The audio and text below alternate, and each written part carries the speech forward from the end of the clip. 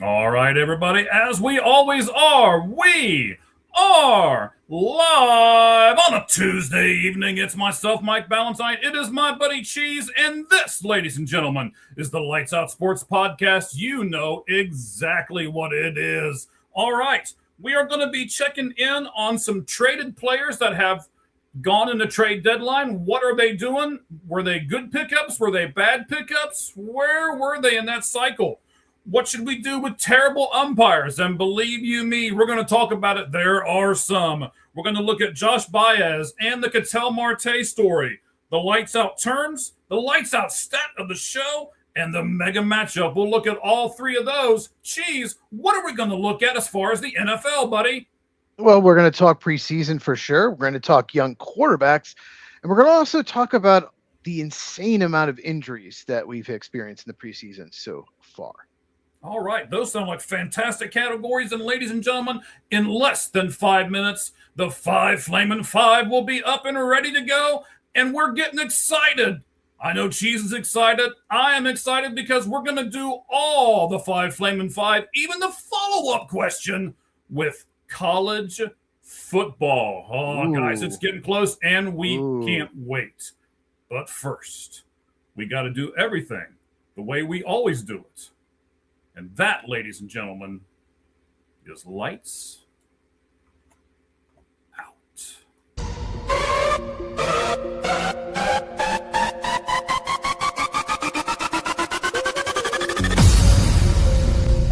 Ladies and gentlemen, may I have your attention, please? Tonight, we rewrite the rules. The countdown has begun.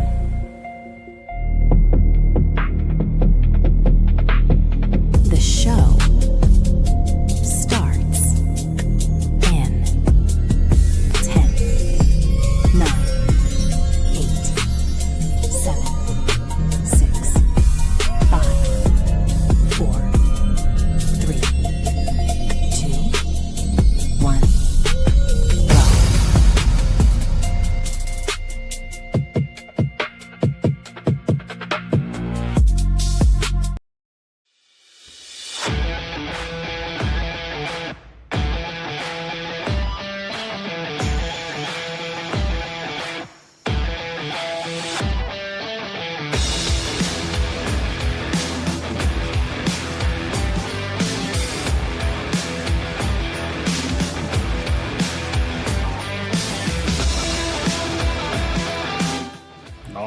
Cheese, that's that new intro. We got it going on. We might even have another new one before it's all said and done because we've got a brand new partnership. We'll talk about it later on in the show, and he is going to help us with some of those things. Are you okay, buddy? Is that head too big for your neck there, or what we got going on?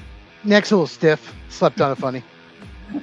Well, that's you know what would take care of that is you probably shouldn't sleep. You should do like I do and just not really sleep. I love sleep. Hi. Hello. We already got a few highs. All right. Hey, Bacon plays random game. Bacon plays random game. Oof. Yeah, that's a mouthful. All right. So we are going to jump into this really quick, Cheese. I know we've got college football to get to, we've got NFL to get to, and we've got MLB to get to here in the Lights Out Sports Podcast. So everybody, no matter what sports you like, just hang out. We will get to exactly what you guys want to talk about. Promise. All right, so before we get too far into this, Cheese, I have to do something that I usually don't do this in the very beginning, but I'm going to because last night, Cheese, I saw the best MLB game I've seen yet this year. And it involved this guy. That guy. I got to take the top off of us here so they can see his entire deal, buddy. It even had a fight in the bleachers. White Sox fans and Cubs fans got in a fight in the bleachers. It had everything. It did. I saw it on video today. Oh, man, that wasn't just a small fight, man. They were duking it out between each other. I sat in the bleachers once. A couple security guards and everything. I sat in the bleachers once. And it was a day game. Mm-hmm. And I was one of maybe 4 people in the bleachers that was sober. So that's just not a place you want to start a fight if you're a White Sox fan. It's No, not. There's no, a lot of probably, drunken. probably is not. I saw people just throwing hands, man. It was crazy. Absolutely pandemonium in there. And there was so many people that they like I saw a clip where one of the bigger security guards was just like, come on, all of you, let's go. And he was just like grabbing everybody. Yes. Oh man. But anyway, the game. Yes, the game. PCA had one heck of a game. We'll talk about it here in just a second. In fact, you know what? Let me just do this. There. That is the MVP and the National League MVP watch. Their performances last night. Shohei was 4 for 5, 3 RBIs, 2 home runs, and Pete Crow Armstrong 4 for 5, 3 RBIs, and 2 home runs. How crazy is that? Well, it's pretty crazy. Exact stat lines. Exactly. Did you see the PCA stat about something hadn't been done since 1957? Where he hit the home run in the first at bat and home run in the final at bat? Well, the first pitch. He had a home run in the first pitch and the walk-off homer. Not been done since 1957. Pretty incredible. And it wasn't just PCA. I mean, Nico Horner went 4 for 5 and hit the game tied the game in the 9th. So Nico Horner had a big game. Seiya Suzuki had another big game. So it wasn't just PCA, but yeah, coming up in the 10th, I just don't know what Will Venable, I believe, is the manager of the White Sox. Is that correct? Okay. Mm-hmm. I don't know what you're thinking not walking Pete Armstrong when first base is open, his run doesn't matter. I think it's one of the dumbest decisions I've seen this year. What do you think? Especially when it got to 2-0. Because when it got to 2-0, I was like, okay, they're going to walk him. And they didn't. And then I'm like, you're giving PCA the chance to be the hero. I'm not sure how smart that was, and he proved that it wasn't very smart at all. But well, he said he wanted to walk Suzuki next. Well, that's fine, but that means you have to get PCA out. So, well, all he right. could have walked PCA and Suzuki. He could have. Because again, the one run was the only one that mattered. That and you would have put the game-winning run on third with less than 2 out. But still, like, that's fine. That's a terrible, terrible excuse because that means the only works if you get PCA out, and they didn't. So one of the best players in baseball was up, and like, we're going to walk the next guy. It makes no sense. His excuse was terrible, dumb decision, but it was fun to watch. It was. That was one of the best games I've seen in a long time, from start to finish. I didn't see quite the beginning of the game, but I caught it later on, and man, that was fantastic. Yeah, it started homer, PCA Suzuki, boom, boom, 2-0 like that, and then White Sox lead, Cubs came back. It was just a lot of fun, and it's the Chicago rivalry too. Mm-hmm. But I want to ask you this, and then we're going to get into the Flaming 5 and 5 because I am excited about college football. Cheese, are you like me? I mean, I'm sure you are, but I'm gonna make sure you are. PCA MVP. Yes, MVP CA. Got you. So yeah, I think he has to win it. I don't know if he will. Honestly, I think there's still a chance that he doesn't win it. That Shohei, but he needs to win it. If you want to put the two together, just look at the defense. Shohei doesn't play defense. Except if he is pitching, I guess he's out there playing defense. But just for the defense alone, how good PCA has been, that just adds so much more to his game. But I want to tease this because I want to talk about it next week. I did this whole thing to tease this part right here. There are 3 people in the National League who I believe could be the National League most valuable player, the National League MVP. And currently, I would put PCA at 1, Shohei at 3, and someone else in the middle. And we'll talk about that. I think I know. Week. Is he on a team I really like? He is not, because you're thinking it's Chris Sale. Oh, I was thinking Matt Olson. How good Matt Olson's been. Okay, I figured you were thinking Chris Sale. No, it's good. That's good. Oh, interesting. But it is not Chris Sale. I will tell you who it is. Is not Matt Olson? Next week. Okay. It's not Matt Olson either. Okay. I think I might have an idea, but I'll wait till next week. Everything, Raman. Absolutely everything. We're chill. We're fine, yeah, we're just talking football and baseball, and I'm looking forward to this college football season more than I have in a long.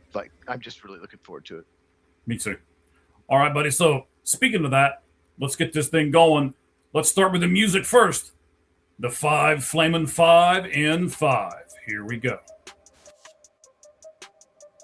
All right, buddy. Well, of course, it's time. Dang it. Another string got timed out.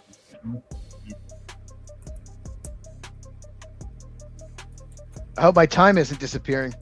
It's not. It's not, because as always, I haven't started anything until I read the first question. So Wait. you're Wait, good. wait, hold on. Got a call. Uh-oh. It's Jaden Daniels' mom. We have to lower the timer from 5 to 4:59, or we're going to be sued. Going to be sued. The timer cannot start at 5. We have a lawsuit pending. Jaden Daniels people. So there you go. Yes, he owns everything 5. Cease and desist. Oh, of course. Of course, that's the way it's going to work. All right. Hard to pretend your phone when you have headphones on. Hard to pretend to talk on the phone. Right? It is very hard to pretend to talk on the phone. I was with like, headphones I was like hitting my ear. And of course, if I could get this thing all put together, this is great podcasting right here. I've been trying to stall for you, man. I know you are. I did make a whole Everybody's video laughing on my at me channel. right now. They're like, "Oh, look at this moron. He can't get anything right." Video on my channel, Football with Cheese, on YouTube. Made a whole video. I talked about Jaden Daniels in the 5. I did a lot of jokes, so make sure you go to my channel and check that out. It's actually pretty funny. I did. Yeah, had some fun with that. All right, I'm actually ready. All right, so here we go. We're going to talk a lot, Cheese, about the AP Top 25 poll. It came out yesterday. So a lot of these questions are going to kind of be based at least loosely off of that poll. But keep in mind, Cheese, last year, 12 of the teams in the AP Top 25 finished the season unranked. Number 25, Boise State. 24, Tennessee. 22, Iowa State. 17, Kansas State. This is why I'm not starting it until we finish the first question. 16, SMU. 15, Florida. Number 13, South Carolina. Number 12, Illinois. 11, Arizona State. Number 9, LSU. And then 2 in the top 5. Number 4, Clemson. And number 2, Penn State. All of those teams finished unranked. So, Cheese, based on all of that, should you be worried if your team is not ranked in the preseason top 25? No, because it only matters how you finish. No, you shouldn't be worried at all. It might feel disrespected, like, hang on, that's like not cool. But I just don't understand. I mean, obviously the Penn State to Clemson 4 looked bad, really bad. But I don't know who could have possibly thought South Carolina was the 13th best team. Like, there's, that one is the strangest one to me. No, they just did not have the team to be that high. But no, I wouldn't be worried. Well, this is for you. This is not for me. You're getting ready to ask me, but that's fine. We'll do a follow-up question. But interesting. I mean, look at all. It's crazy because, like, there's a lot of teams in the top 15 that were not very good at all. Yeah. All right. So, second question here, Cheese. Indiana is outside of the top 5 in most preseason polls. The last 4 times, the previous year's national champion was ranked outside of the top 5. They ended the season unranked. So, Cheese, do you think Indiana will end this season unranked? No, I do not. Absolutely not. They're not ranked top 5 because they did lose a lot. They lost the number 1 pick in the draft as well. I mean, that's why they're not ranked. And it's, they don't have an Ohio State, Alabama, Georgia there as well. So they don't have the track record. Maybe that might be part of it. But no, they got a lot of transfers. They have one of the best coaches in the country. They win a lot of close games because of that. So I definitely think they're going to still be ranked at the end of the year. All right, sir. Third question. Ohio State is ranked number 1 in most, and in the AP preseason top 25, they are. So they have now been ranked in the AP top 25 poll for 38 straight years. How impressive is that, Chief? That's insane. That's really impressive just because that's hard to do, just not even have a scandal. Penn State scandal, obviously, that, they collapsed their team. Almost every university had some kind of scandal, some kind of coach leave at the time and lost to the recruiting class. Happened to Tennessee. Just just one little thing go wrong can completely derail your year. So the fact that they just, for the most part, there hadn't been a big scandal. They've just consistently been, at least top 25. That's really impressive. That's insane. All right, we got two more here. Clemson is not in the top 25 AP poll for the first time, Cheese, since 2011. I can't wait for your answer on this one. Does this mean there's going to be a changing of the guard in ACC football? Yeah. I mean, when I was a kid, it was Clemson was the best, and then Florida State joined, and they were the best, and then Clemson. And then occasionally some other teams would be good, like Georgia Tech had a good year, or North Carolina, Virginia Tech. But mainly it was, and Miami did join, but for the most part, it was Florida State, Clemson. And then Clemson had some bad years with Tuberville, but then they became one of the best programs in the country, and for years. And now, they're not near what they used to be. Dabo Swinney's just not the coach he used to be. He wouldn't. He didn't use the transfer portal. He finally is. For the longest time, he didn't want to do it, and other teams were having an advantage by using it. It was so dumb. So because of that, they've dropped off a lot from what they used to be. 10 years ago, they were an incredible program. So yeah, it is a change of the guard for sure. All right, Clemson both dropped off. Okay, so last question here, buddy. Alabama starts the preseason ranked number 13 in the AP Top 25. That snaps Alabama's 17-year run of being ranked in the top 10 of the AP preseason poll. So my question to you, sir, is, does this lessen the expectations for Alabama this season? For you and me, yes, it does, I think. I can get your take in a second, but I think nationally, yes. For Alabama fans, absolutely not. If you've ever met some hardcore Alabama fans, and I used to live in Southeast Tennessee, right near the border. They're crazy. They have to win the national title. They have to beat Auburn. And every year they have to win the national title, or it's a disappointing year. Those people are crazy. It doesn't matter if it's Nick Saban, Kalen DeBoer, whoever.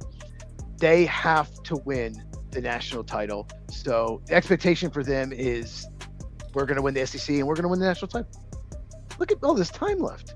I know. Look at you. Look at you. I mean, do you agree with me? Do you think it's a nationally yes, but to them no? I'm going to leave the music playing in the background for a moment. I got some things I'm going to pull up here, but yes, I think for you and I, we look at Alabama this year and we're like, okay, we're not 100% sure of the coach. That's the first thing. We're not 100% sure of some of the players on that team. That's the second thing. And so I think AP saw that too, and they put them down a little bit. Down at 13 is low for Alabama, especially in the preseason. But I think it's justified. And because it's justified, that does lessen what we may or may not expect out of Alabama this year. I'm not even sure if they're the best team in the SEC. In fact, I'm going to go out on a limb right now and say, no, they're not. Not even close. They might not be the third best team in the SEC. They don't, okay, I guess Ty Simpson was a surprise first round pick, but they did not. They usually used to have under Saban like 5 guys guaranteed in the top 50. Sometimes 5 guys in the first round. They had Caden Proctor and Ty Simpson, but they had 3 top 50 players. That's it. And really, 3 players in the first 3 rounds. So they don't have the talent like they used to. They just don't. Yeah, they've been passed over by some other programs, in my opinion. We'll see if they bounce back this year, but I mean, I don't even think they should have made the playoff last year. They did. I'm telling you right now, when we do our preview show, I'm not picking to make the playoff. Ooh, he's giving a little away there. All right, buddy. I can't wait. I can't wait for that. We only have 5 questions, but I wanted to throw this stat out to you as well. Ohio State is the first non-SEC team to be ranked preseason number 1 since Clemson in 2020, Cheese. That was not an SEC school. So an SEC school has been ranked number 1 every year since 2020. That's pretty impressive too, right? Yeah, it's usually Alabama or Georgia. It is. And, you know, Alabama, they're ranked 13. We said South Carolina was 13 last year and shouldn't have been. So maybe Alabama, maybe they shouldn't even be 20, but because their name is Alabama, they're ranked that high. So that's true. So you're thinking maybe the AP doesn't even think they're worthy of 13, but they only put them there because they're Alabama? There were a couple years where Michigan was like ranked like 17. They had a bad program. I'm like, why are they even ranked? They were terrible last year. It's like, if you have a big time program, I think the AP, I think they do give you the benefit of the doubt they're going to bounce back. Oklahoma had some years too, a couple of years where they were not good. And it's like, the year before they like won 6 games. It's like, what? Wait, they're ranked 15th? Like, wait a second here. But because it's who they are. So yeah, I do think there's some bias there for sure. Interesting. Okay, so now we're going to do the 5 Flamin' 5 follow-up. We're still cooking, so it's going to be brought to you by Deutsche Snacking Company. I believe I have the right there. There it is. There we go. All right. Deutsche Snacking Company, this is the QR code that you can use. Go there, shop. It's great stuff. I have some myself. I should have brought it in here with me to the room, but it's in my refrigerator. I like the birthday cake. It's fantastic. I've got to try they've got like a new cinnamon toast crunch one that I need to try as well. So scan this QR code. You don't need a discount because if you go there and you buy 3, you get 1 free. If you buy 5, you get 2 free. So, I mean, they've already got great deals that they have because you are a fan of the Lights Out Sports Podcast and of All Gloves Off Sports Media. So they are sponsoring this right now. Let me take that back off of the screen for just a moment. And let me add this, because this cheese is what we're going to do with our follow-up. The most top 25 opponents, and of course, this is based off of the preseason rankings. So as you can see, there's several teams that have 4 top 25 opponents this season, several teams that have 5. 6, it kind of dwindles down, and then 7, University of Kentucky, the Texas Longhorns, and the Arkansas Razorbacks all have 7. Cheese, talk to me about this, and how does it affect their seasons? Well, I don't know how, but Arkansas always has the toughest schedule in the SEC. they always seem to. I think it depends too. Like if a lot of those opponents are like ranked 19th, 21st, 25th. That's different than if you have 4 teams ranked 5th, 7th, 9th, and 10th. That's okay. Different. So it's where you are, like your ranks. Like Oregon's in there 4. Oregon's got a brutal schedule, but they're 4. Ohio State's 6. And Michigan's also 6. I'd have to look again, but I thought when I first looked at it a few weeks ago that Oregon had the toughest schedule in the Big Ten. Maybe they don't. Maybe you have to look at it again, but I think it really depends how high they are, but certainly if you're Texas, Kentucky, and Arkansas, that's not good. It's 7 of their opponents are ranked right now. It's not good at all. And there are some people who are saying that Texas, this is Arch Manning's year, like it was supposed to be last year, right? And Texas is going to do it. And man, I see this, and wow. I mean, if Texas does it, I guess they're going to earn it. Yes. Yeah, Texas. They're really tough. They're playing Ohio State, right? Again? Yes, I believe so. I know Ohio State and Oregon play each other because I was looking at that game. Yeah. Texas probably has the most talented team Steve Sarkisian's had. They are absolutely loaded at certain spots. So just for that, they're going to be right. They lost 3 games last year. If they beat Ohio State, they're in great shape. But if they lose it again, like last year, they could be in a little trouble with the SEC schedule. Any SEC team, you really can't afford to lose any non-conference games anymore. You can't because the conference is so deep. And I'll tell you what else got me about this graphic right here. It's why I wanted to pull it up. If you look at the teams that have 6 top 25 opponents, those are really good schools. Texas A&M, Ole Miss, Ohio State. I assume that's Mississippi State versus State. Okay. Yeah. Michigan and then Oklahoma. So those are top 25, traditional top 25 programs for the most part. I think that's fantastic. That means we're going to get some really good matchups this year. Definitely looking forward to it. There's a lot of good matchups this year in college football. Sometimes Big Ten SEC opponents, they just don't, the rotation they don't get. They'll play some of the best teams don't play each other until maybe not this year. There's a lot of games where you have 2 top 15 teams playing in those conferences. There's a lot of those this year. So yeah, I'm definitely looking forward to it. And Cincinnati's on there. I think they're the only. Yeah, I think they're the only one on there that's not a Big Ten or SEC. There we go. Good for Cincinnati. Let's see. They must be playing someone non-conference. Vanderbilt, right? The V down here at the bottom. That's. And you got Stanford. I mean, Stanford's terrible. Yes. I'm not arguing with you. I'm just looking at the Okay. teams here. So, yeah, I guess Northwestern, Nebraska. Yeah, you're right. Washington. Well, Washington is not a. They're in the 5 pool there, the big purple W. So, what Yeah, are they? USC's Are on there. Nebraska, Northwestern, Minnesota. There's a lot of Big Ten schools on this list. Big Ten, yeah, Big Ten, and well, Stanford's ACC. Yeah, Mhm. okay. Florida State, right? Yep, there's Florida State. Okay. ACC. So there's a few, but you're right. It's really littered with SEC and Big Ten schools this year. So Yeah, and Arkansas always somehow gets screwed. don't they though? Have 14. They didn't win an SEC game last year at all.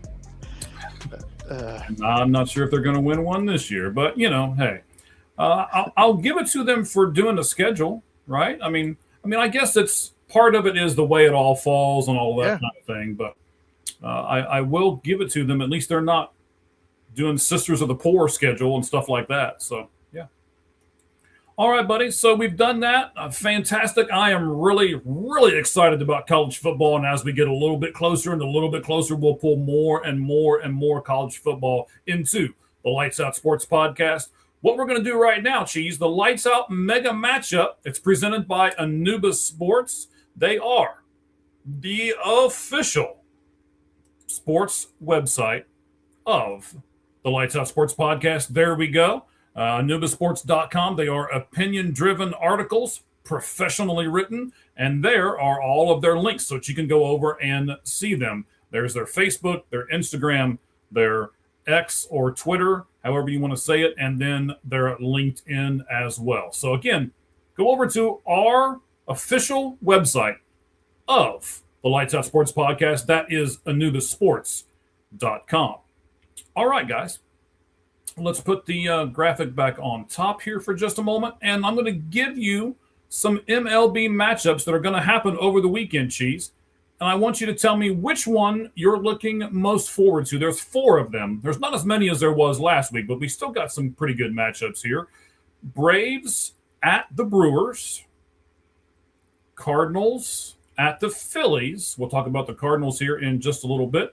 The Reds at the Diamondbacks. We'll talk about a Diamondback player here in a few moments. And Cubs at the Mariners. So I'll give you the 4 again. Braves, Brewers, Cardinals at Phillies, Reds at Diamondbacks, Cubs, and Mariners. Which one, Cheese, are you looking most forward to?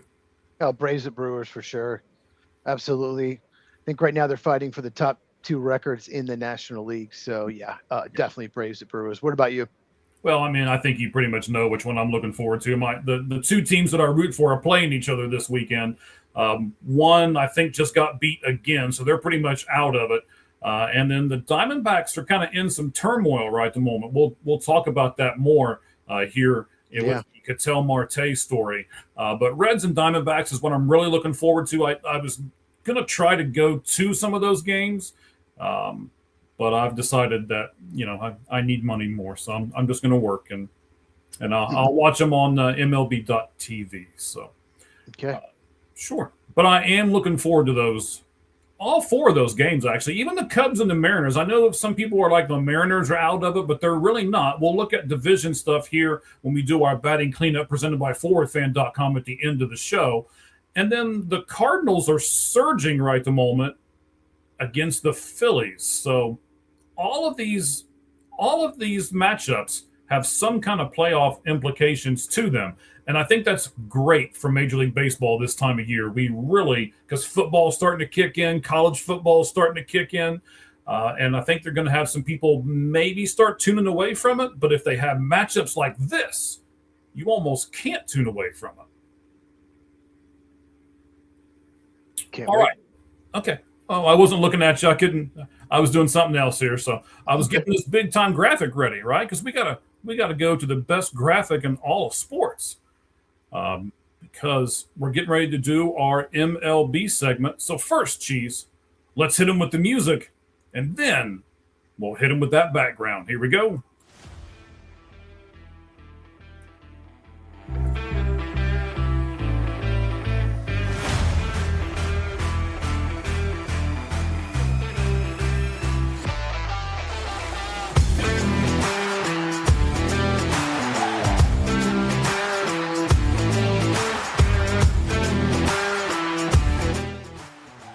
I think I say this every week. I didn't have the sound turned up at first, so it was like, oh, that's fantastic, Valentine. That's great. But we got it. We're all going here. We are doing our MLB 4-pitch talk. We, Cheese, are going to look at some of the players that traded hands in the trade deadline and what they're doing. We're going to look at umpires and talk about Hunter Wendelstadt, kind of narrow it down to them, but also broaden it back out about all of these umpires. You got Josh Baez, who set a record this week.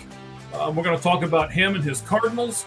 And then we're going to talk about Ketel Marte and this story in Arizona. A few things that I may have for you that are kind of breaking. So it's a weird and developing story yet, and we'll get to that here in just a few moments, right here on the Lights Out Sports Podcast. All right, Cheese, let's look at a few of these guys. Now, these stats, Cheese, are from Sunday. So, yesterday, Monday, today, Tuesday, those 2 days are not counting in the stats that I'm about to rattle off to you here. These are a few of the guys that have been traded that are not seeming to do very well. You can give me an update here in a moment on Kevin Gossman, because I know he started tonight for the Cubs. But let's look at Tarek Skubal. 3 starts. His record's 0-2, 17 innings pitched, 19 Ks, a 3.18 ERA. Let's take them one at a time for just a moment. What about Tarek Skubal going to the Dodgers and how poorly he's performed so far? 3.18 ERA is not bad at all. No, it's not poor. It's not the typical Tarek Skubal, but he's not getting a lot of help either. I think every time he's left a game, he's been behind. They're not scoring for him. They're not playing well. So I think he'll be fine. I wouldn't be worried about that if I'm a Dodger fan. Okay. Thanks. I really wanted you to say that's terrible and that they're going to, burst into flame. 3.18 ERA. That's way above league average. That's good. It's just we expect to run lower from Skubal for sure, but I think he'll be fine. But that is why I put it in there, because you're right. 3.18 is not a bad ERA. 9 out of every 10 pitchers in the major leagues will take a 3.18 ERA. Adley Rutschman so far for the Red Sox is 1 for 17 with 9 Ks and a 332 OPS.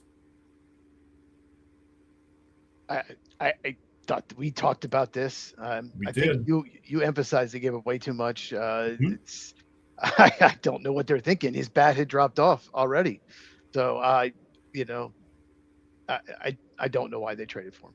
Yeah, he's gotten a couple hits since the stat line on Sunday, but that's mainly because we'll talk about the chaos that the Arizona Diamondbacks are facing right at the moment, and they're in Boston. I don't know what the score is of that game either. You can tell us here in a moment if you have it pulled up. But Adley Rutschman, yeah, I agree with you in your assessment of he has fallen off.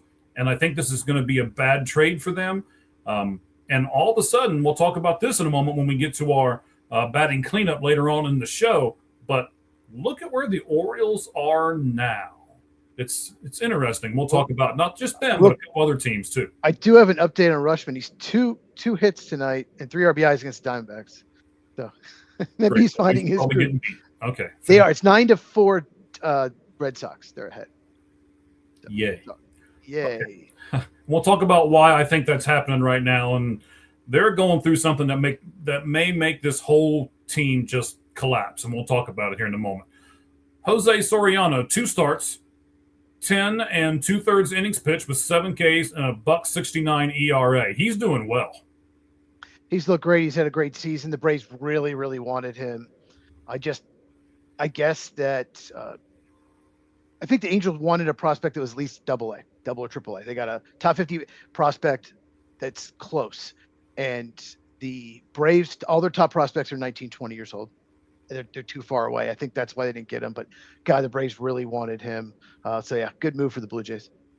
All right. And we'll talk about where they're at in the standings all of a sudden, too. Freddie Peralta got traded to the Rays. 3 starts. He's an 0-1 record with a 14 innings pitched in 3 starts. 10 Ks and a 7.53 ERA. Why would you trade for him? He's not been good all year. He was amazing last year. I don't know why Tampa would give the Mets anything for Peralta. Why would you trade for him? Cheese, I think you bring up an interesting point, but I think I can give you the answer. I love it.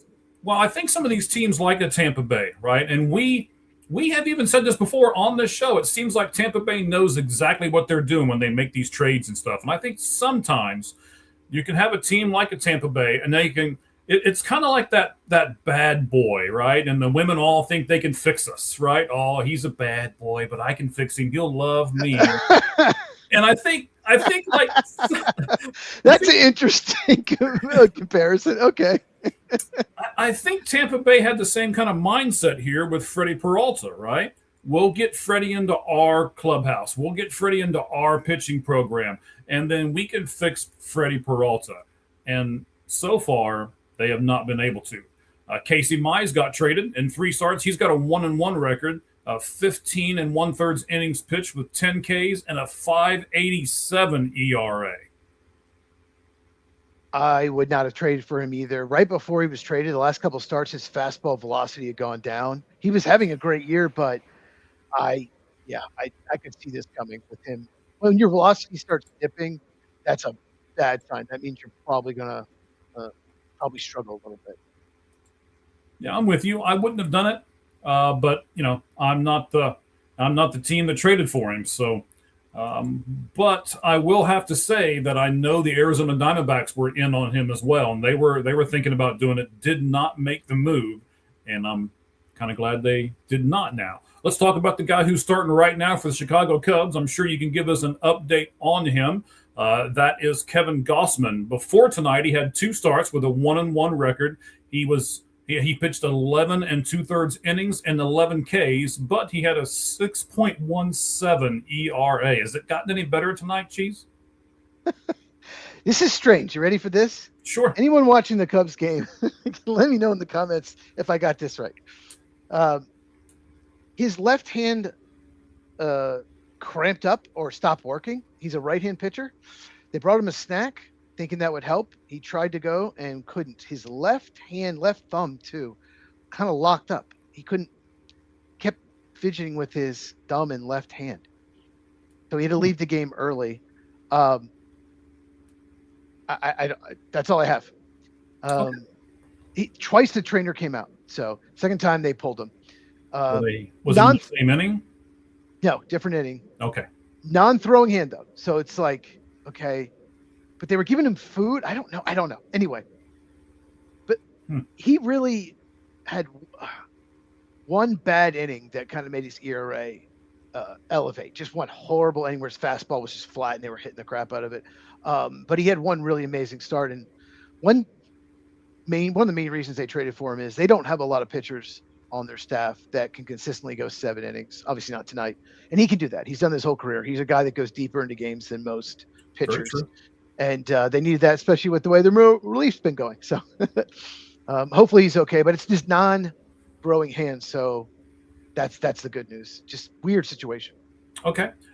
Cheese, I'm going to give you 2 more. And while I'm giving you these 2 more and we talk about them, I'm going to ask you to switch over to your Braves game. I'm sure you've got the Braves on one TV and the Cubs on the other one, right? Yep. Because I know it's set up in there. So I want to talk about Tyler Mahle in a minute, too, even though I don't actually have him on this list. I've got these 2 guys, though. Luis Ariz, as of Sunday, was 13 for 53, 1 home run, and a 645 on-base plus slugging.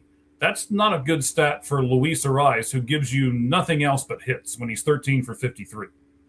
That's terrible for him. Yes, that's 13. Yeah, that's under 250. He's got to hit 300 because he doesn't hit for much power at all. So yeah, that's not good. And then the Yankees get Luis Garcia Jr. He has gone 10 of 42 with a home run and a 664 OPS, and he struck out 7 times since he was acquired. He went 0 for 4 tonight. The strangest thing was he was an extra base hit machine for Washington, and he hasn't been doing that when he's gotten his hits. It's been singles, so just kind of strange. He just hasn't been as effective. And there's a lot of guys that get traded to the Yankees or Mets, New York, and just for maybe they put pressure on themselves or try too hard. They just for some reason don't perform after the trade. Pitchers and hitters. It's a weird thing. So maybe he'll turn around, but yeah, he had another bad night tonight. I will tell you a quick Tyler Mahle story before I have you talk to me about his outing tonight, and he's been really good with the Braves. I've always liked Tyler Mahle. Yes. He and I did not start off on a very good foot. Okay. And I'll tell you this really quickly. He used to be a Cincinnati Red. Mhm. So I met him at spring training, but I didn't have anything for him to sign. He was a rookie, not very popular, not a lot of cards put out there with him on it. So I just had like a plain piece of paper, and I was like, Mr. Malley, can I get you to sign this for me? And he looks at me and says, "I don't sign plain pieces of paper, sir," and walked away. And I yelled at him a little bit, and got some other people to yell at him a little bit. He kind of threw his hands at me like whatever, and just continued to walk away from me. The following season at spring training, I made it a point to get some stuff for him. He actually remembered me from the year before and said, "Oh, well, at least you've learned." And he signed, but he was very gracious to me. I had like That's four of his funny. cards, and he signed everything, signed them really well, and then said, "I hope you didn't take it personally. I just don't like signing things that don't have my picture on it."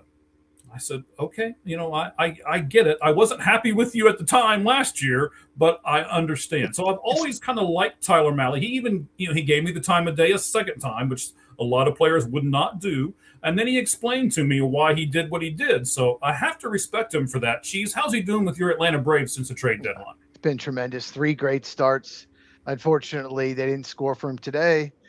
And God, the bullpen is starting to really concerning. Didier Fuentes has been one of their best bullpen pitchers this year until lately. He's fallen apart. Dylan Dodd's fallen apart. It's really concerning. But they only got 1 run for him. They're down 4-1 in the 9th. But he has just been a quality start machine all 3 starts, and they needed that. And a lot of people were criticizing the Braves deadline. All we got was Malley. It's like, well, he's been great. So, yeah.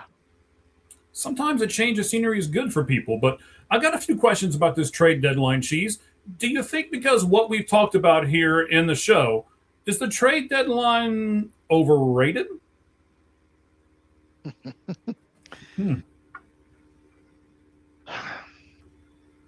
I don't know.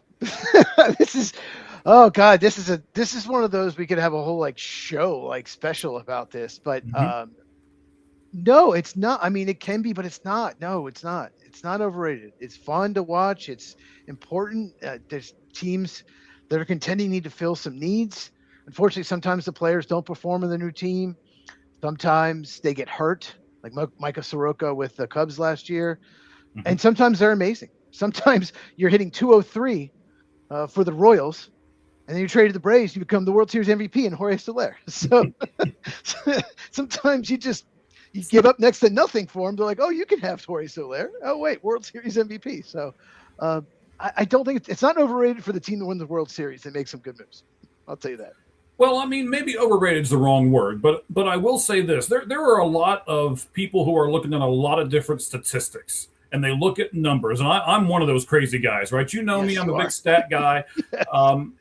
And a lot, well, not a lot of times, but sometimes you just have to take a chance on a person and not their stat line. Maybe they were unhappy with the team they were at. Maybe they, some of these guys, and we've talked about that just in these past few moments. Casey Mize, for an example, he figured he was going to get traded. So maybe that messed with his head a little bit. Maybe those last few starts weren't what he thought they were going to be because of that. But then you've got guys like a Robbie Ray and some of these other ones that have been through these trade deadlines and things before, so they can handle it. So maybe it's a veteran thing. Maybe it's Tyler Malley's been traded at the deadline before. So maybe some of these guys that have been traded multiple times just know how to handle it, and they end up better on the other side once they get to the second team. So that's a good point about being traded before at the deadline. You've already played for 4 or 5 teams. Might be easier than someone who's played their whole career for one team, and all of a sudden they're in a whole new city, whole new teammates, especially pitcher, whole new catchers too. Yeah, absolutely. I can tell you that, speaking of catchers, I can tell you I read a lot about Tyler Stevenson. I'm not going to tell you that I talked to him because he's obviously in Cincinnati and I'm in Arizona, so that didn't happen. But I know that him and his wife went around to a bunch of the places that they like to eat in Cincinnati over the last couple of weeks knowing that he was probably going to get traded. He didn't end up getting traded, but he thought he was going to. So he went around and he did that, and supposedly he tipped a lot of the people really well that he saw at those places for the last time. And just all in that. case you're traded. Just in case, right? We're going to enjoy it because we won't only be here like once a year going forward. Yeah.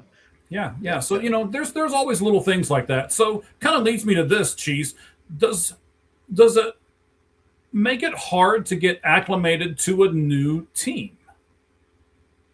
I mean, it can, it can't. I mean, it just depends. Like, some people are just great fit for the team. They just great fit in the locker room. But like a catcher, especially, like you have to learn a new pitching staff, Rushman. You play in a whole new ballpark, pitchers, new catchers. You might used to be hitting, say you're on a team that's not very good and you're hitting third or fourth, and you go to a contending team, you're hitting seventh or eighth, and you're not used to hitting in the bottom of the order. It's a whole different vibe. Maybe you're in a ballpark that favors someone who is a gap hitter, and then you go to a ballpark that favors someone who hits it more down the line. So there's just a lot of fat. Plus you have to move and maybe live at a hotel, for the rest of the year. That might be away from your families. So there's a lot of factors on why they might not perform.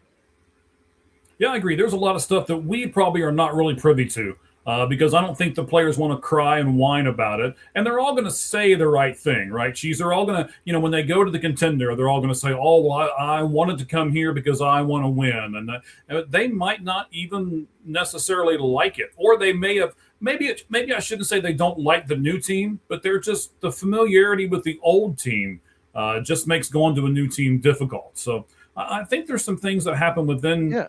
Well, most people are traded or rentals, right? More than half. Yes. And if you're traded to rental team, you don't know if you're going to resign there. So you're not going to get a home or an apartment. You're going to be living at a hotel the rest of the season. So, yeah. And I tell you one thing I like what teams do, when some teams will trade their rentals and then go try to re-sign them back. So you get prospects for them, and then you bring that player right back the next year. I always like when teams do that. With the Diamondbacks comes to mind. Yeah, the Cubs did it. I mean, with what's his name? I cannot think of his name. They did it with a pitcher. He was number 4 or 5 starter, really important guy for them. I can't think. 10 years ago, you guys can think who I'm talking about. They traded him to the Athletics, and then he was a rental, and they re-signed him the next year. But anyway,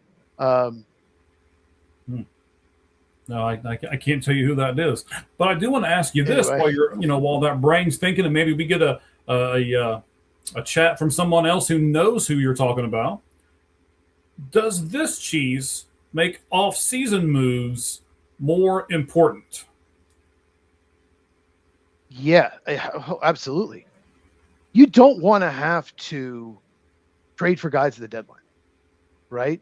You don't want to have to, but you almost everyone does. Yeah. Because of injuries more than anything else. But you could have every single spot. You could have 8 guys that can start. You could have your lineup great. You could have a good bench. But people are going to get hurt. So you want to do as much as you can in the offseason when you can just give them money, or usually trades you don't get as, you don't have to give up as much in the offseason. Usually the deadline, people are desperate. So you want to do as much as you can, before, in the offseason, before the season starts. Okay. I'm with you there. But I also understand I want my team to save a little money back, right? I want them to be, let's say they're like, okay, we are not going to spend more than $200 million on this team. Well, then spend about 180 in the offseason. Leave yourself about 20 million to do a little bit of finagling and kind of, you said you don't really want to trade, but you're going to have to because of the nature of the 162 long season, right? Yeah. So you really should just be adding tweaks and stuff at the trade deadline. You really shouldn't need to go out and add a number 1 starter because you don't have one. You're probably not contending if you don't have that. So really what the trade deadline is a lot of tweaking. I just saw the TV and back thing on it. So no, it was, some teams just do 1 or 2 things, and some need a lot more. Okay, just leave in the comments. You don't have to text me, my friends. You can comment there. We have comments for. There's this little button up in the top right. And I cannot find out who this person is because he wasn't on the Cubs World Series roster. He was left off, so I cannot find out this guy's name. It's making you crazy, isn't it? It making me crazy. They had him, they signed him when they weren't so good, traded him. It keeps wanting to tell me who was on. Jason Hamill. There we go. I found him. I finally just did. Jason Hamill was, just a good back end of the rotation guy for the Cubs. And they traded the Athletics when the Athletics were going for it. And then they brought him back the next year. And he was just one of those guys. There were a lot of quality starts for them over the years. So I love when teams do that. Get a guy right back and get someone's prospects. All right. So, we've talked about that. That's our first question here. We're going to do a second one. I can't wait to talk about this. Let me set this up real fast. So Hunter Wendelstedt missed 20 calls in the Yankees versus Blue Jays game on, I believe it was Saturday. It may have been Sunday, but I think it was Saturday. In one game, ladies and gentlemen, he missed 20 calls, and 9 of them were challenged and overturned. So that's kind of the setup for what we're going to do for the next few moments here. Cheese, you know me. I think you have the same opinion that I do, but now I'm second-guessing myself here a little bit, and I want to have a discussion about this with you, me, and all of our fans here, the Lights Out Sports Podcast. Okay. I like the ABS system. I think it's been fantastic for baseball. But is the ABS system being used as a crutch to accept poor umpiring? Because you can overturn it, so it's okay to miss calls. So are we just going, it doesn't matter if they miss a bunch of calls. They can overturn them and they'll be just fine. No, because you only have 2 challenges. I don't, and people usually want to keep one. The managers will tell them, if we have one left, don't use it till like the 7th inning. So I don't think so. I think it's exposed some bad umpires. You mentioned Hunter Wendelstedt. Mm-hmm. He is the son of legendary umpire Harry Wendelstedt. Yes. So there's some nepotism there. That's what let's be honest. That's how he got his job. He has not been the worst umpire in the game because of CB Buckner and, what was that other guy's name that got fired last year? Why am I blanking? I can even, West, right? Oh, no, Joe West, he retired. No, not him. Angel Hernandez? Angel Hernandez. Yes.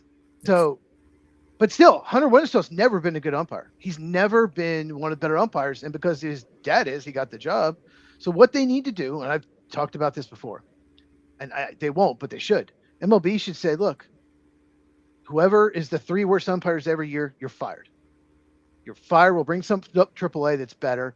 And if you're a good umpire, you should agree to that because you should want better umpire. You should want your profession to look good. So if you do your job, in my opinion, you should want that. And that will make sure the worst umpires every year, don't get to keep their job. Because imagine screwing up at work so much to be able to keep your job. That's ridiculous. Yes, that's 100% where I'm going to go with this here for a moment. Codify, one of our great accounts that we follow, and all of you guys should do over on X. It is just at Codify, Codify. They give us a whole bunch of great stats. And again, as I mentioned earlier, not only am I trying to hiccup over here, and then while I'm doing a podcast, which is awful, but they give me the stats that I love. Let me share some things with you here. The St. Louis Cardinals have won 112 challenges this year. Do you think 112 is kind of high? Like they've been able to beat, so that means the umpires have messed up during Cardinals games 112 times. Do you think that's high, about where it should be? Tell me where you think 112 should be. Is that about 1 a game, maybe? I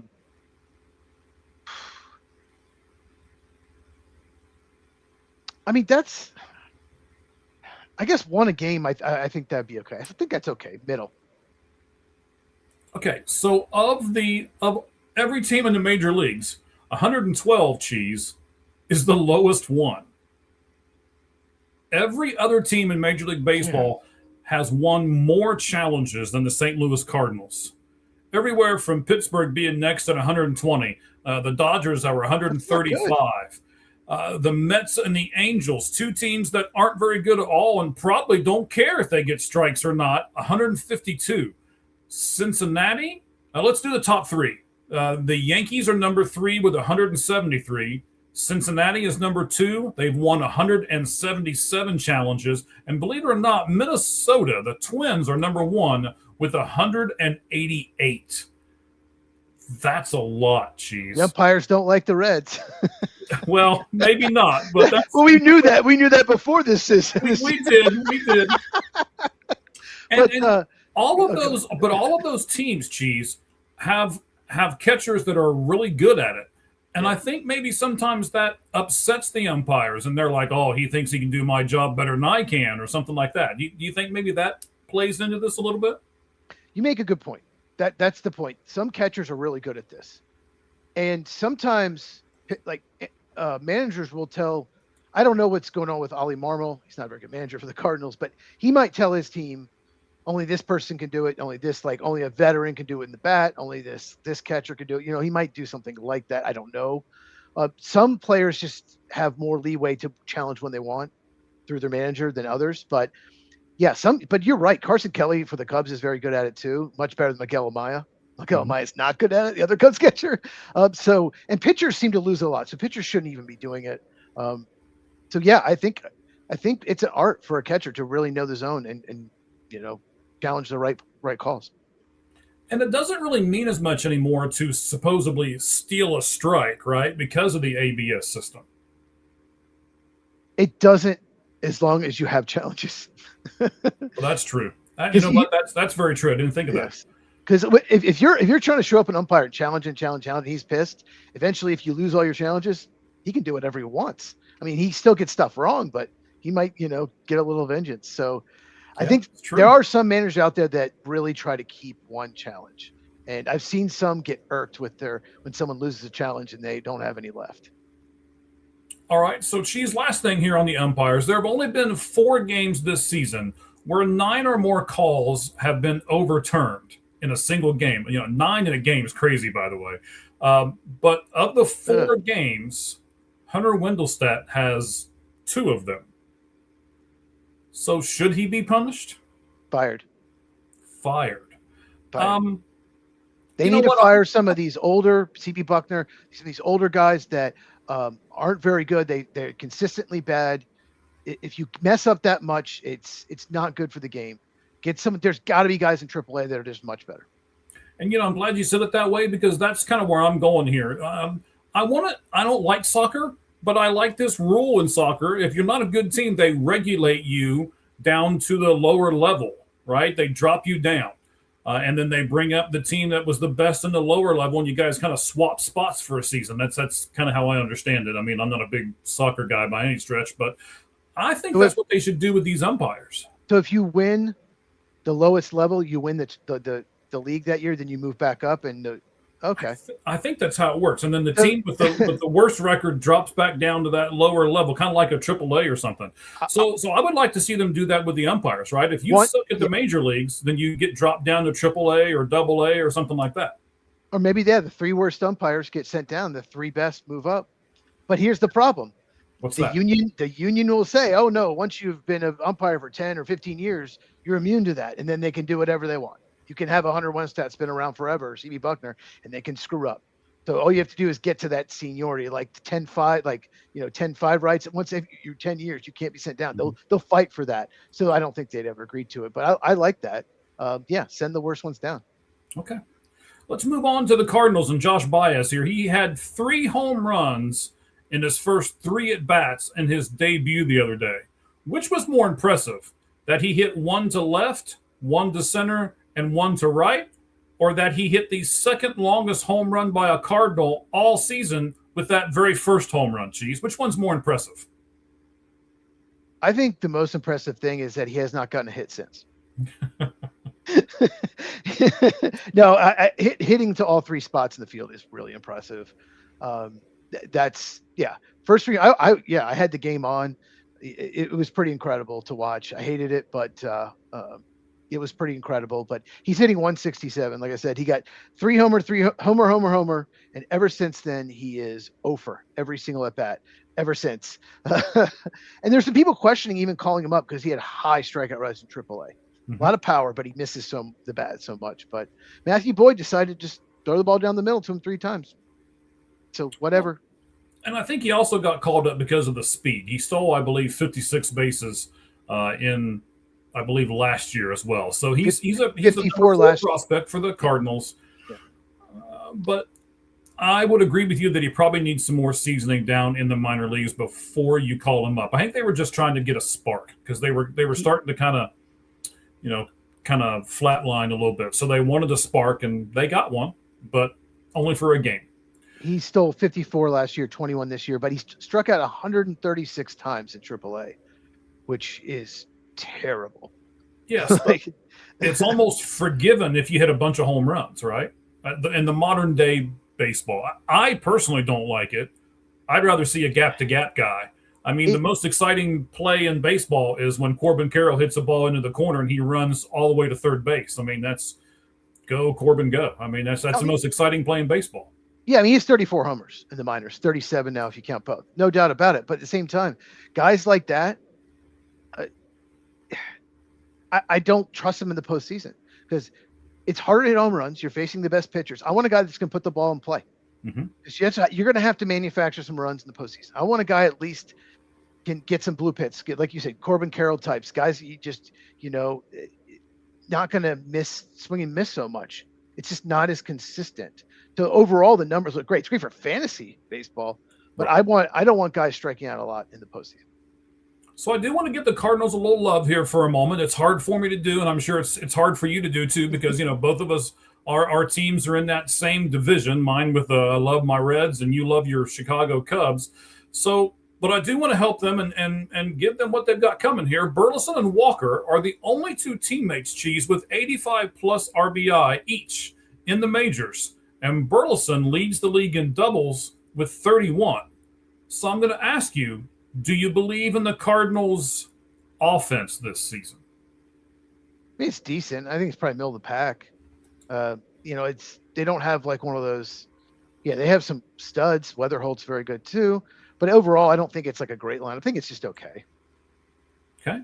So Burleson is under team control for 2 more seasons, Walker for 3 more. Plus, they had the youngest opening day roster according to Baseball America.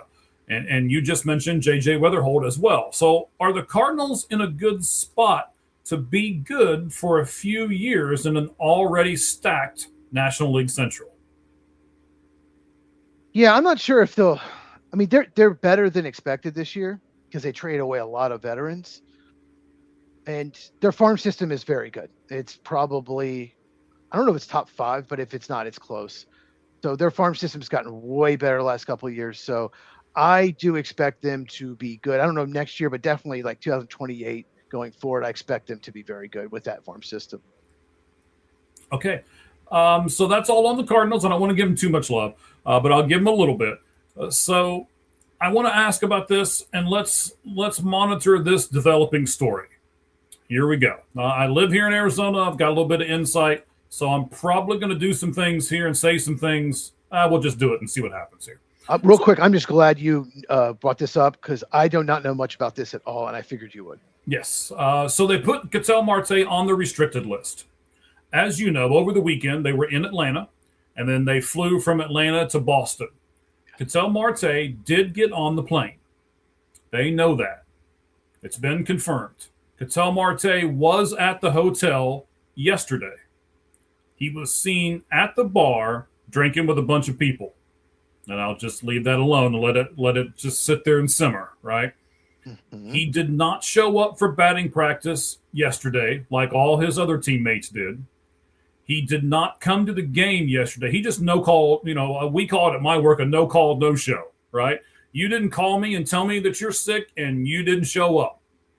That's what he did. He didn't call anybody and said, hey, this is what's going on with me. I'm not going to be there. He just literally didn't show up yesterday. The Arizona Diamondbacks waited and waited and waited to release the lineup right up until the very moment when they had that release of lineup by Major League Baseball rules. So they were hoping that he was going to show up. So they're upset right now, and they should be. And if you remember last year, he did something similar at the All-Star break where he went back home to the Dominican Republic, and the excuse, and I wasn't sure if it was an excuse then, but I'm going to call it an excuse now, The excuse that he used was that his home in Arizona was burglarized, so he went to the Dominican Republic. I remember that. Yes. Yes, that was. We talked about it. Yeah, we talked about it. We did talk about it. That was crazy when it happened, but I was willing to give him the benefit of the doubt. I'm not really willing to give him the benefit of the doubt now, especially not with what came out today. So, for those of you who may not know, again, I know that you watched the game, so I'm sure you saw it. Nolan Arenado injured his midsection, his torso yesterday, or I'm sorry, on Sunday during the game. He came out of the game early. Then he went to, when they traveled to Boston, he got an MRI in Boston.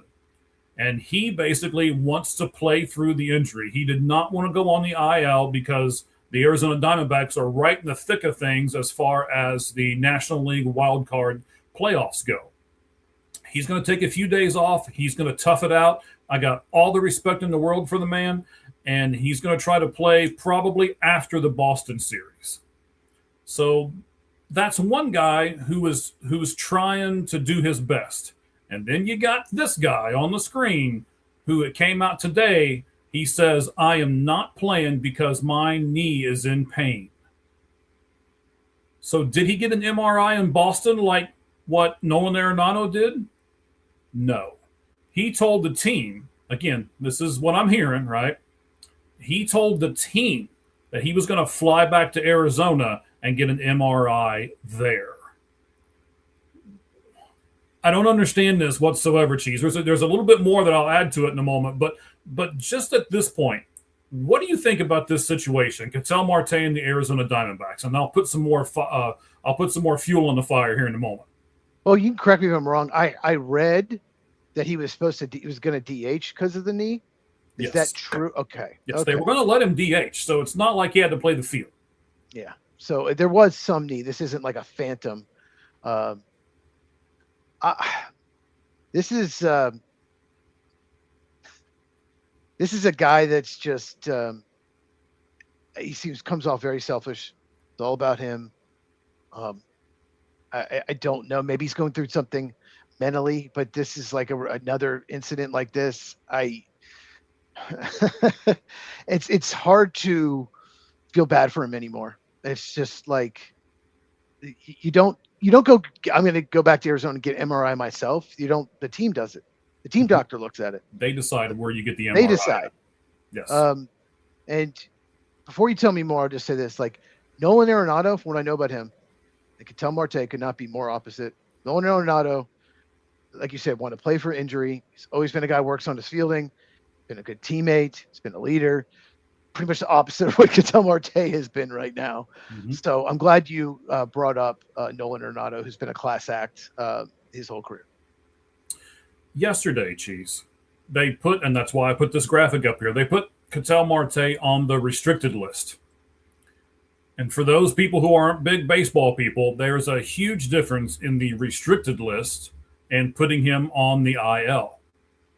When you get put on the IL, you can decide 10 days, 15 days, 30, 60 days, whatever that is. And you get paid while you're on the injured list. When you are put on the restricted list, you do not get paid. The Arizona Diamondbacks made a choice, even though they knew that his knee was bothering him, to put him on the restricted list. He went back to Arizona today. And I was waiting for them to go, okay, we're going to put him on the IL now. Yes, he's really, his knee really is bothering him. There's a contusion. That's the word they love to use when they're not real sure what's wrong with it. But, they want to give him an excuse to go on the IL, and they did not. He is right now still on the restricted list, which I'm going to read into it and say that the Arizona Diamondbacks are not real happy with Ketel Marte right at the moment. And this is kind of the punishment. This is, they're upset with him, and this is how they're going about doing it. Oh, look at this. If Ketel Marte they wouldn't put up with this if he wasn't such a good player, and he's a very talented player. He's been a very good player for the Diamondbacks. And maybe that's why he thinks he can get away with this. But, yeah, it's telling. If they put him on the restricted list, then they don't think he needs to go on the IL. He was going to DH, which means if you can DH, you don't have to go on the IL. It just sounds like there's either he's just a selfish jerk. I mean, they're right there, in the postseason race. Maybe he got upset. Maybe he's a diva, and maybe he just, wanted to rest his knee. And they're like, no, you can DH. I don't know. There's got to be something. But he's being a baby. He's being selfish. He's not handling this well. This is not how you handle it. And Diamondbacks, I'm sure, are saying one thing and thinking another in this situation. Mm-hmm. But good for them, putting him on the restricted list. But like you said, they would not have done this if he wasn't at fault. They wouldn't just put him on there unless they thought he was, the one doing this, the one at fault here. And here's my last thing. I don't know if you saw the press conference after the game yesterday. Poor Torey Lovullo was just mobbed. Where's Ketel Marte? What's going on with Ketel? What can you tell us about Ketel? And he at one point looked like he was about to break down. I have the video over on our X at All Gloves Off SM on our X account. You can go over and see it. I mean, Torey Lovullo looks like he's about to bust out crying. Now, today he was asked a lot of the same things, and he was angry today. Today, he did not look like he was about to cry. He said, I've not had any communication with him. And when they asked, so you've not had any communication with him? Did that, they said something to the effect of, did that surprise you? And he said, very much so. And he looked angry when he was looking into the camera. So I think Torey Lovullo is a guy who's going to always take up for his players. But I also think that Ketel was pushing this envelope. And Torey feels a little disrespected right now. So my next question to you is how we'll end this, Cheese. How can Ketel Marte come back into this locker room after what he did last year and what he's doing so far this year, unless there's some other, maybe he's going through something with his family, or there's something else on the side that we don't know about? Because he's good, I guess he can. But I mean, a lot of people aren't going to respect him. They're going to resent him. They're going to think he's just a bad teammate. I'm sure a lot of them already think that. But this is just, at this time, right in the middle of the playoff race. I think they just missed the playoffs at season ended today. Yes. This is horrible, horrible timing. And it just seems like it's very selfish. Like I said, there might be more to this, but we talked about this before this trade deadline. Should they shop him? I know, but we talked about, should they go ahead and shop him, even though, maybe they should have. Maybe remember, they did, and they couldn't get on this panel. Somebody who's on this screen right now said, yes, trade him to the Tampa Bay Rays. Do it. And most people were just killing me for it. But yeah, and I said at the time, if they get a lot for him. But I don't know if anyone really wanted to take him and his contract on with the. The contract's nothing. His contract's nothing. Okay. Yeah. So it's such a shame, and it's the best, and it's a shame because he's such a good player. It just sounds completely unnecessary how he's handled it. It's just terrible. All right, so I want to put this up here, the Hit Machine. You got sports cards and collectibles. He's now doing branding kits and designs as well. He'll develop a unique brand identity for you, custom logos, templates, banners, and more, and develop a comprehensive brand strategy, as you can see there on the screen. And you can go to Hit Machine HQ on X and look him up, send him a direct message, ask him about doing some things for you. We are doing some things with him right now. You will see our logo be kind of redefined. I don't want to say changed, but we're going to do some different stuff. You'll see a lot of things coming up here in the next few weeks that we are doing with the Hit Machine. And I would ask that if you have those same needs, you would give him a shot as well. In fact, he's going to sponsor the Lights Out stat of the show. The stat of the show is from Keegan Matheson, the Blue Jays reporter for MLB.com. Yesterday, Cheese, and this is not a misprint, yesterday was the 1-year anniversary of the last time Vladimir Guerrero hit a regular season home run at the Rogers Center. It's not a misprint. That's the facts. He has not hit a home run at the Rogers Center after that huge 14-year contract in now over a year. I think he's got like 6 or 7 home runs this year. I don't. They paid him, and he just. I don't know. I don't know if there's something with his swing. Is got some injury. I don't know, but he's just not even close to what he was, and it's sad because at one point he was one of the best young bats in the game. I just his power is just gone. Now, I did watch MLB Now today. Joey Votto was on there, one of my guys. I love Joey. I have all kinds of autographed stuff in one room in my house that is nothing but Joey Votto. He said and brought up, okay, so kind of like the same thing. I've heard Alex Rodriguez say it. I heard Pete Rose say it before. I've actually heard Joey Votto say it before. Joey Votto got a 12-year contract and then said, you would not believe the pressure that it puts on you to perform every day because you are the guy. You've got that large contract. And now Vladdy has this large contract and he's not performing well. I wonder, Cheese, do you think that might have something to do with his lack of production this season? Oh, it's very possible. That's it. It happened to Austin Riley. He's been terrible this year for the Braves. It was like the one Brave they decided to give like a 10-year deal to, right? Mm-hmm.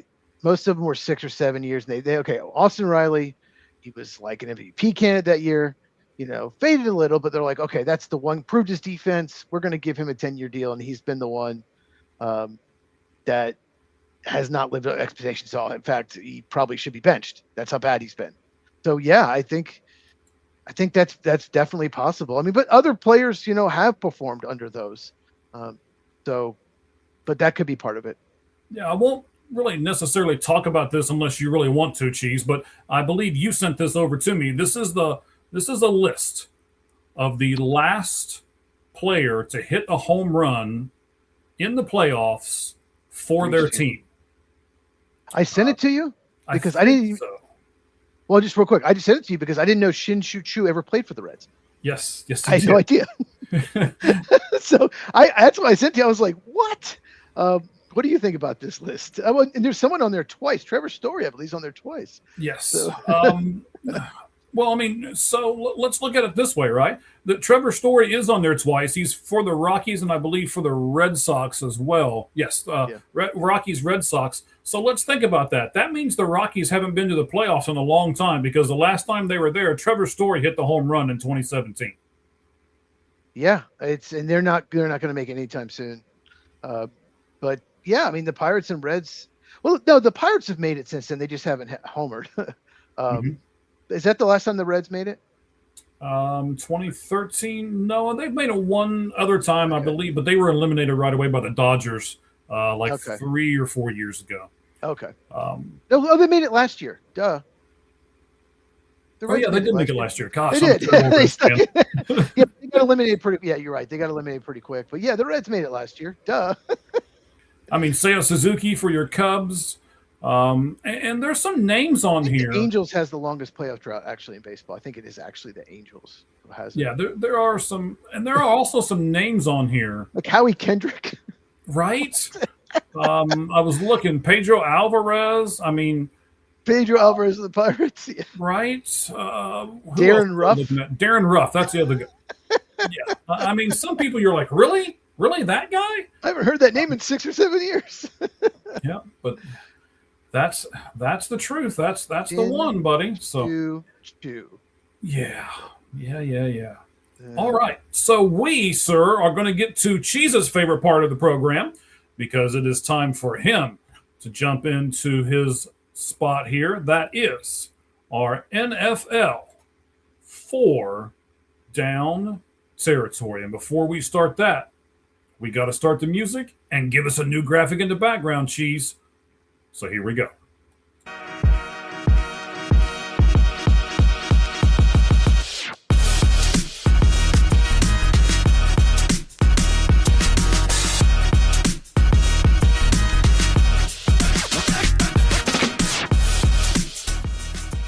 All right, buddy, give us a preview. What can the fans expect over the next few moments when we talk about the NFL? Well, we're going to talk about rookie quarterbacks, how they performed in week 1 of the preseason. And we're going to talk about injuries, and there's a lot in the preseason. We'll, specifically talk about Arizona Cardinals as an example. Okay. So where do you want to start, buddy? Let's do the first question here in our NFL 4-down territory. So I saw a post on X, almost said tweet, but I guess it's called post on X. And Adam Schefter posted it, and he was talking in an interview how well rookie quarterbacks played in week 1. And he used the following names: Drew Aller, Steelers; Carson Beck, Cardinals; Ty Simpson, Rams; Fernando Mendoza, Raiders; Haynes King, Panthers; Cade Klubnik, Jets; Jalen Daniels, Buccaneers; and Garrett Nussmeier for the Chiefs. That one's not surprising. He should have been drafted way higher, but they all looked good to great. They all looked at least good, and some of them looked amazing, like Carson Beck looked amazing. So my first question for you is, what do you make of this? Well, I think we need to pump the brakes, Cheese. I really do. Okay. Okay. This is why I want to talk about this. Acting like this is the next big thing. Okay. Right. No. Let's pump the brakes here for a moment, buddy.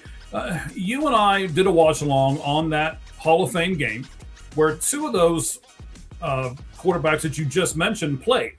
Carson Beck for the Arizona Cardinals, and then King for the Carolina Panthers. Yes. Let's start with King for a moment, because I think he is the best example of what I'm going to talk to you about. They ran the same play over and over and over again. They ran that sweep over and over and over again because it kept working. And the Arizona Cardinals just couldn't stop it. So I agreed with them. Hey, if you can't stop it, let's just do it over and over and over again until you prove to me that you can stop it.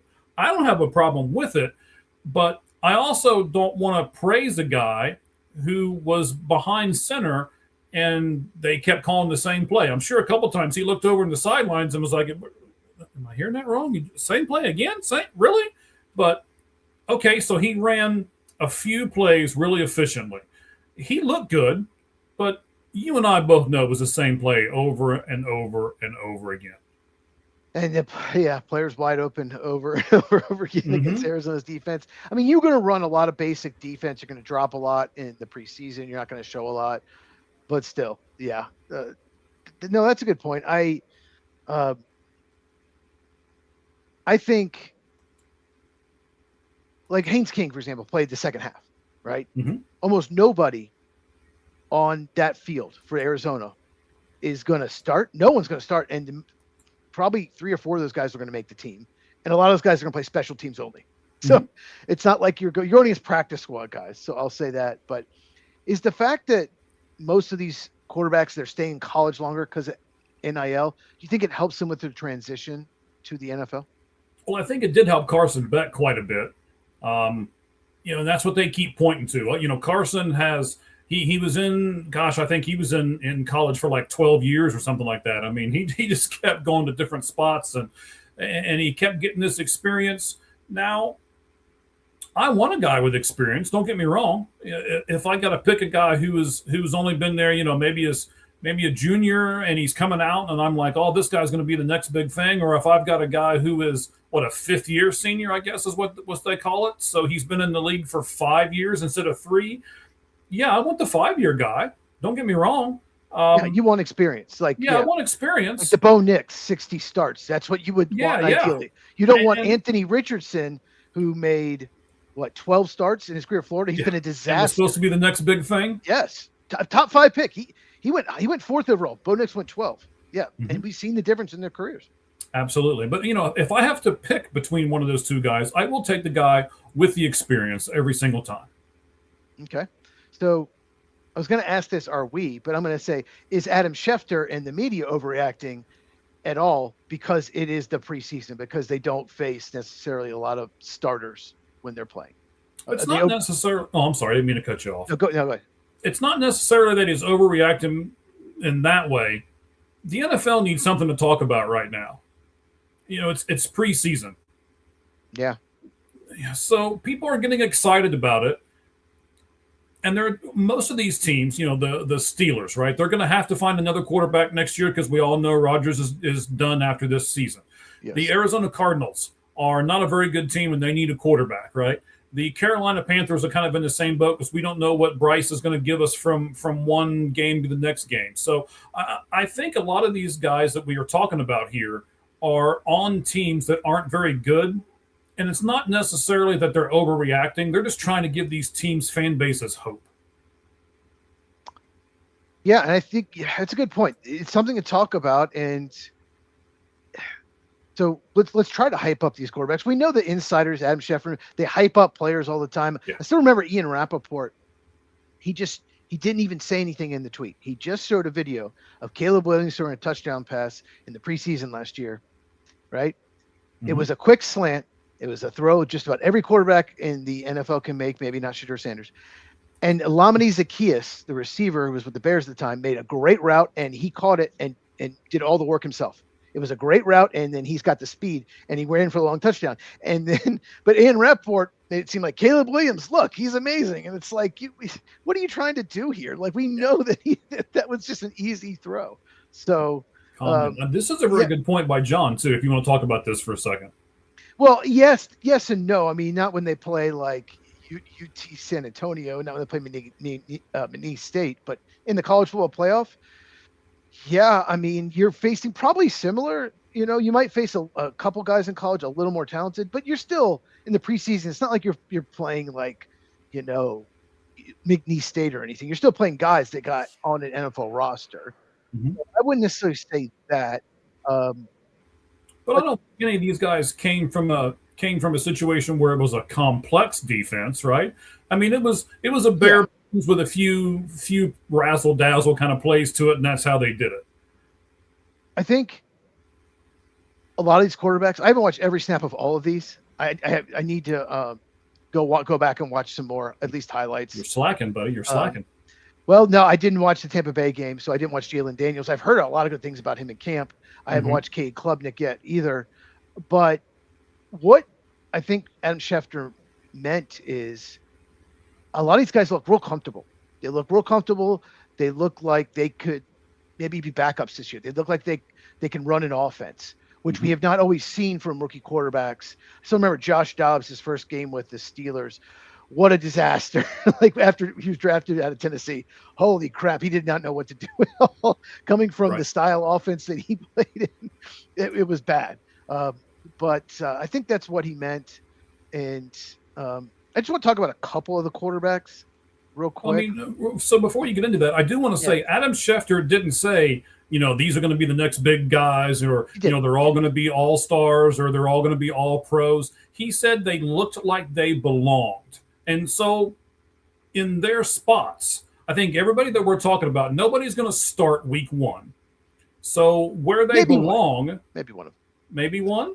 We'll see. So where they belong is basically okay, I missed that one for a second. I get what you're saying now. You know, they belong in the backup role. So did they look good enough to be a backup in the NFL? Yes. Or did they look good enough to be the starter in the NFL? Let's pump the brakes on that one. But they at least look good enough to make the 53-man roster. Playing good is better than not playing good in the preseason. We'll say that. So it's good that, you know, it's better if they're playing bad against backups. That's bad. So at least they're playing good. But they're not going to face a lot of blitz or anything complex at all at this point. You're just not in the preseason. You're not going to show a lot at people. So, but like I said, it's a good thing that they played well. So I watched Drew Aller. He was playing the Packers. I watched all his snaps. It was the second half.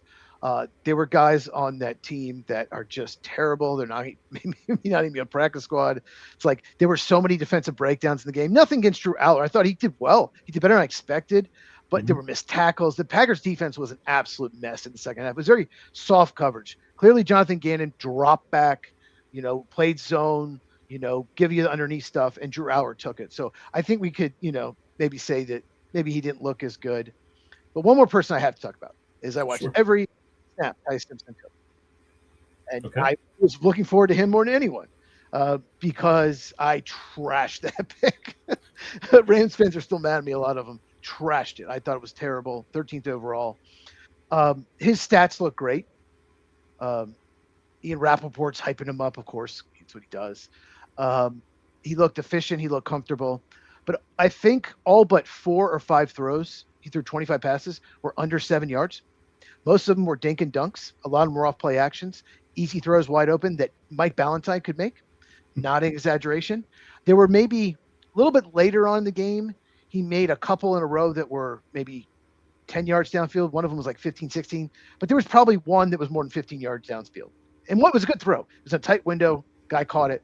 But most of his throws were super easy. The script was just to get his confidence going. Lots of dink and dunks. So I haven't watched every snap, like I said, all these guys, but you can't watch that and think, oh, Ty Simpson. Yeah, they justified that 13th overall pick because of all those checkdowns. You just can't.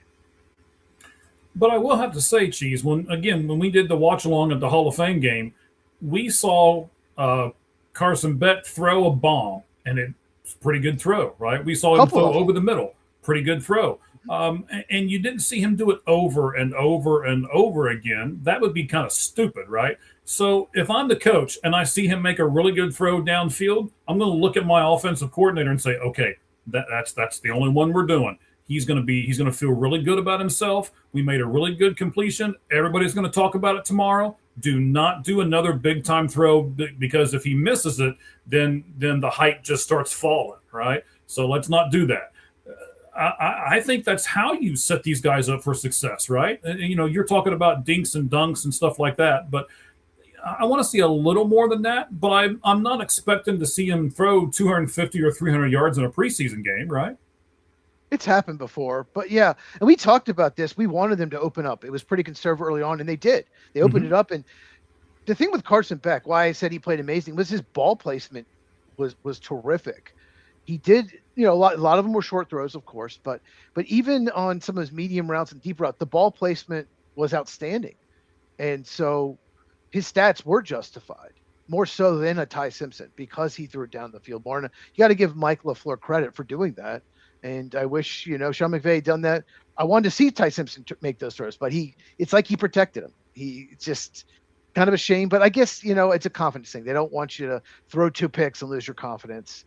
And we've seen quarterbacks early on struggle, and then they never recover. Correct. Okay. All right. Well, let's stick with the preseason. All right. So there's been so many injuries, at least that I've noticed, but the Arizona Cardinals, they used their first and second round picks, as you know, on running back Jeremiah Love and then guard Chase Besantis. Besantis tore his MCL and is out for the season. Love suffered a high ankle sprain, which could cost him some regular season games. Both players were expected to play a huge role from the get-go for this team. So my question for you, should the Cardinals have – oh, I lost my screen. There we go. Should the Cardinals have held them out of the preseason because they're so important to the team this year, or do rookies need reps in the preseason? This is a really good question because I see both sides of it. But, I thought about this for a little bit today. I still would lean more toward rookies need reps. What happened, Carson Beck is now injured because of that Hall of Fame game. He hurt his ribs in that game. Their 4th round pick is also injured and I believe out for the season as well. So, they're all 4 of their picks. That was a good pick too, yeah. The defensive tackle from, oh God, his name. But anyway, yeah. Yeah, so their first 4 picks right now are not on the field. Love has a high ankle sprain. Probably not something that's going to keep him out week 1, but they're definitely not going to play him anymore in preseason. It's a tricky injury. It's a tricky injury. I've had one before. That's one of those that could be 3 weeks, but it could be 7 or 8. It's a tricky injury. It's I've had one before. It sucks. Okay, I'll trust you. I've never had a high ankle sprain, so I'll just have to trust you. But they still need reps. You can't just throw them to the wolves. And they can't get that in practice. So you just have to take a chance and cross your fingers and what is also the likelihood, Cheese, that they lose all 4 picks. That's just as unlikely as it is for none of them to get hurt. So bad luck, bad timing, whatever you want to say, but let's face it, buddy. The Cardinals weren't doing anything this year anyway, not being in that division. So it's not a huge deal, I don't think. Caleb Proctor, Southeast Louisiana defensive tackle. I love that pick. He's got a ton of upside. Mm-hmm. And Reggie Virgil, 5th round. He played well in the game. God, they had a good draft. But anyway. Now Monty, 4 of them are not finally Monty. Yeah, finally Monty. Yeah. Well, look, Walter Nolan and Will Johnson were hurt last year. Mm-hmm. It's not the best luck with injuries. I'll say this, high ankle sprain.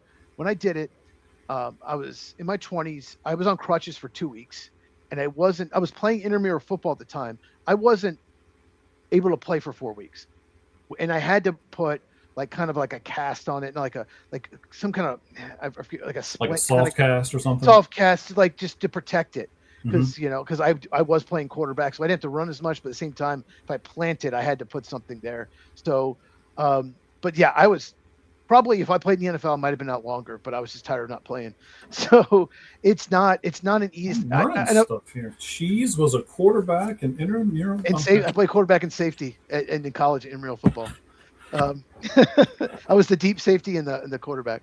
But I've had if you have a regular sprained ankle, 2 weeks, I'm back running full speed, no problem, right? It's not that big a deal.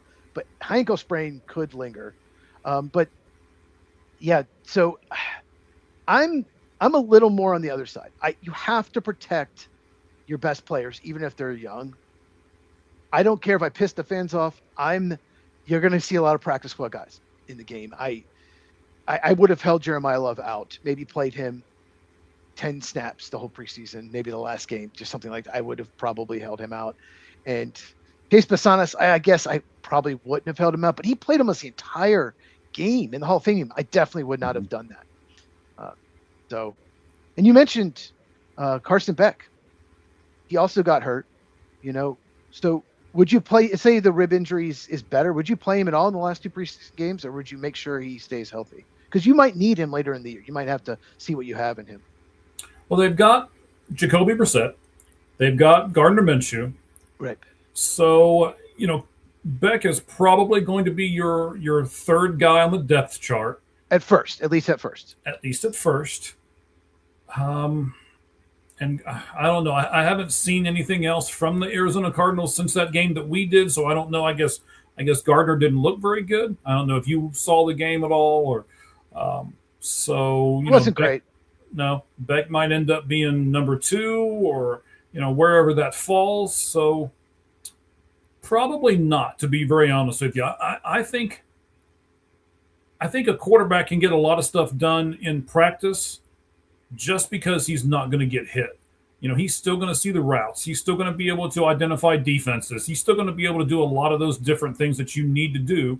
And I think a quarterback is a different beast. He's not a lineman. He's not a cornerback or something like that. I think there's a real likelihood that people go after him in the preseason too. I mean, those edge rushers and stuff are like, oh, wait till you see this. I'm going to knock that Beck guy's helmet off. And, that would not be happening in other spots on the football field. Yeah, 2 quick things. One, normally I'd say you play your young quarterback as many reps as possible. But I think it's really important. You have to know for the Cardinals whether you think he can be the franchise quarterback. So if he comes out in the preseason and tears his ACL, like JJ McCarthy, that really hurt Minnesota, that he got hurt and they didn't get to see him. They didn't know what they had in him. It turns out they probably don't have their guy. Mm-hmm. If he gets hurt, and you need to go, like I said, the Cardinals aren't going to be good. They need to go to him at some point, and he needs to play against legit starting defenses, not the preseason. You need to see if he can be the guy. And so to do that, he's got to be healthy later in the year. And the second thing is maybe he wins the number 2 job. Maybe some team has their backup get hurt. Maybe Tyrod Taylor gets hurt for Green Bay, and maybe they try to trade for Gardner Minshew. So he might be the backup. He might win it, or he might get it just because they move on from Minshew, either trade, or maybe they just decide to release him. So it's possible he is the number 2 quarterback. But yeah, they're going to start Brissett at first for sure. Okay. Does it matter at all? We already kind of mentioned this. Do you think it's different with, say, because they're the Cardinals, because they're not expected to contend as far as like other teams? So Cardinals, maybe because they're young, retooling, they're more likely to play their young players than, say, like a Rams or an Eagles? Yes, I think you're 100% right here. You're spot on, buddy. When you have a team that is not expected to do well, we talked about Alabama, right? Alabama fell to 13th in that AP poll. So are we going to have as much expectations on them this year? I think as casual fans, no, like we've already talked about. And I think the Cardinal fans here are like, yeah, just play him. Let's see what we got. Let's see, can Beck do it? You mentioned it earlier. Can Beck do it? I think they'd be okay if they didn't even start Jacoby Brissett. If they went out with Carson Beck from week 1 and they sold it the right way, and they're saying, okay, we're going to go ahead and start Carson Beck. We're going to see if he can be the guy. We're going to start him now, and if he's terrible, then we've got Jacoby Brissett over here, and we can bring him back in, and we can try to win some games at the end. I would almost sell it that way than anything else. The worst thing you can do is bring him in at the end and win some extra games and hurt your draft stock. So I do it the other way. I put Brissett out there. And at some point, though, if they start like 1-5 and you have like week 7, week 8, and you're facing a bad defense, maybe you're at home, put him out there. But that's when you go to Beck and then see if he can do it. And if he, like I said, if he is the guy, if he has overcome his fourth quarter weaknesses in college, if he's gotten more mature, if his arm is fully healed, he's got the arm strength back, all those. If you think he's the guy, then oh my gosh, you can draft Jeremiah Smith. You can get Jeremiah Smith. You pick in the top 3. So don't win games. You found your quarterback, and you get one of the best receivers like I've ever seen in college football. Let's see. Yeah. So he's talking about preseason, So he's asking us week 2 where they play the starters for a half and then they shut them down in week 3. Is that typically how it works, Cheese? Yes, the middle game. It used to be the third game when there were 4 preseason games, the second to last one. But now they don't even usually do a half. Some teams might, but yeah, that's when you're supposed to put your starters out there is the second to last game and try to get some chemistry going. So yes, that's it. Last question. Have you ever seen a preseason with more injuries? Because I have not. There are a ton. We just talked about the Cardinals losing their first 4 draft picks, and I'm sure you're wondering why. Why are there so many injuries? And I'm going to give you maybe a crazy reason why, but I think there could be some validity to it here. So, NIL guys, these guys have already made their money now. A lot of these guys coming in the NFL have made a ton of money through NIL, and they have been able to do things in college that they weren't usually able to do. Maybe they had their own chef. Maybe they were able to get on a really good supplement program. You're laughing a little, but I think maybe this has some validity to it, right? They've got the extra money. When I don't know about you, but I've never had that extra kind of money, right? I see these guys, like I saw a video on Derrick Henry and all the crazy stuff that he does where he doesn't eat this and he's got all these people around him and they were showing him in the gym and he had like 6 people surrounding him and no, you should do it this way and no, this looks bad and make sure you change this. And, he's got all these people that he can afford to surround himself with. In college, you can't afford to do that, but maybe now you can. And now they know they're coming into the NFL and there is more and more and more expected of them. So they're just trying harder and harder and harder. And you and I both know we've got bigger guys who are faster. We've got fast guys who are bigger, and the human body is just not when we saw some of those combine times that we did and you're 250, 270 pounds and you're flying down, the 40-yard dash like that, man, our bodies just aren't built to do that. So I think because they're getting more money faster, maybe they're almost ruining their bodies, at least partially, before they even get to the NFL. Don't forget one other possibility.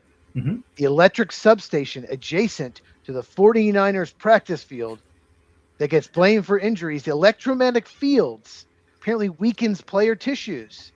And that's causing all these injuries for the 49ers. The whole defense got hurt last year. The whole defense, all their good players. So electric substations, electromagnetic fields also are causing this. So there you go. But I've never seen injuries like this to so many players this early. Like we still had 2 preseason games to go. And Jordan Tyson was doing so good. He was healthy. He was having a great camp. Hamstring yet again. We were worried about that, or at least I was worried about that. He is such a good player if he stays healthy. He'll be great in his career, but I don't know if he ever will. We'll see. All right. Well, hopefully he does. And we don't have to, talk about this anymore. I hope for the Saints he does because, they don't have much. All they have is Chris Olave. They don't have much else. I was just talking. Yeah, about we were that. just talking about it. You were. I don't believe in some of that stuff, but I will ask you this though, Cheese. Do you think maybe it's the athletic trainers and that athletic department, or I'll give you a little bit of an example. I don't want to take up a ton of time because we're approaching the 2-hour mark here. But like Hunter Green said in baseball, my Cincinnati Reds, Hunter Green said, "Hey, I know my body better than anybody. This is what I want to do. This is how I can recover faster," and yada, yada, yada. Well, he came back. He pitched, I believe, 4 games, then blew the elbow out again. Now he just had his second. Devastating. Yeah, it's devastating for the team. I do want to talk to you about that another time. That's a whole story about pitchers. Yeah, but that's 2. Yeah. So I'm wondering if some of these players are thinking that they know their body better than some of the trainers and stuff do, because I've had this NIL money, I've done all the research, I was able to do this and I was able to do that, and maybe that has something to do with it. It's possible, and everyone has different trainer. I know the Packers, I don't know this is why, but they had a horrible injury situation a few years back, and they eventually just fired that trainer and brought someone else in. It's gotten better. I don't know if it was that he was to blame. He was very popular. A lot of people were upset that he got fired. So it's possible, like the way teams are, but I think just like you said, they're bigger, faster, run harder. It's just now baseball pitching, that's a completely other story. I do want to talk to you about that, but that's a long topic for another day. And people like Kate Horton, Hunter Green, are 2 examples, but I don't think I've ever seen players get hurt in practice and just already hurt when the camp starts. It's just whoever wins Super Bowl is good. Like if you look at the Seahawks, look at the Eagles the year before. By the postseason, they were pretty much all healthy. Almost every starter was available. They won the Super Bowl. That's who's going to win. Whoever has the best health. We saw, the 49ers, their whole defense got hurt. They got in the postseason, got killed. Like they had nothing left. So, yeah, you got to stay healthy. Yeah, absolutely. All right, buddy. Do you have anything else that we're going to do with the football stuff right at the moment? Do you want me to do a little trivia question for you? Sure, because I didn't come up with a trivia question. So, what? Let me do this. Let me throw this up here real fast. I'm going to start doing baseball trivia. We'll take turns. You do a football because you can probably do better at baseball trivia than me. So, but actually, this is a football one. This is actually a football. You ready? Yeah, I'm ready, buddy. But let's say real quick that this trivia question is brought to you by All Gloves Off Sports Media's YouTube, or excuse me, not YouTube, their new TikTok spot. We actually have more followers on our TikTok than we have on YouTube right at the moment. It has taken off, and I really greatly appreciate you guys for coming out and supporting us. You can scan this code right here. It will take you right to at All Gloves Off on our TikTok that I'm running. And, but give me a little bit because I'm just learning, right? I'm the old man trying to learn all this new technology. So go ahead with your trivia question, sir. So in the last 5 seasons in the NFL, only 3 teams have had a winning record in all 5 seasons. Can you name those 3 franchises? Ooh, so 5 years. Winning record in 5 years. 5 straight years. 5 straight years, even more. The last 5 years, only 3. Okay, last 5 years in the NFL, only 3 teams have had a winning record every single year for 5 straight. And John, I see your comment. I'll throw it up here in just a moment when we're done with the trivia question here. I'm going to go Philadelphia.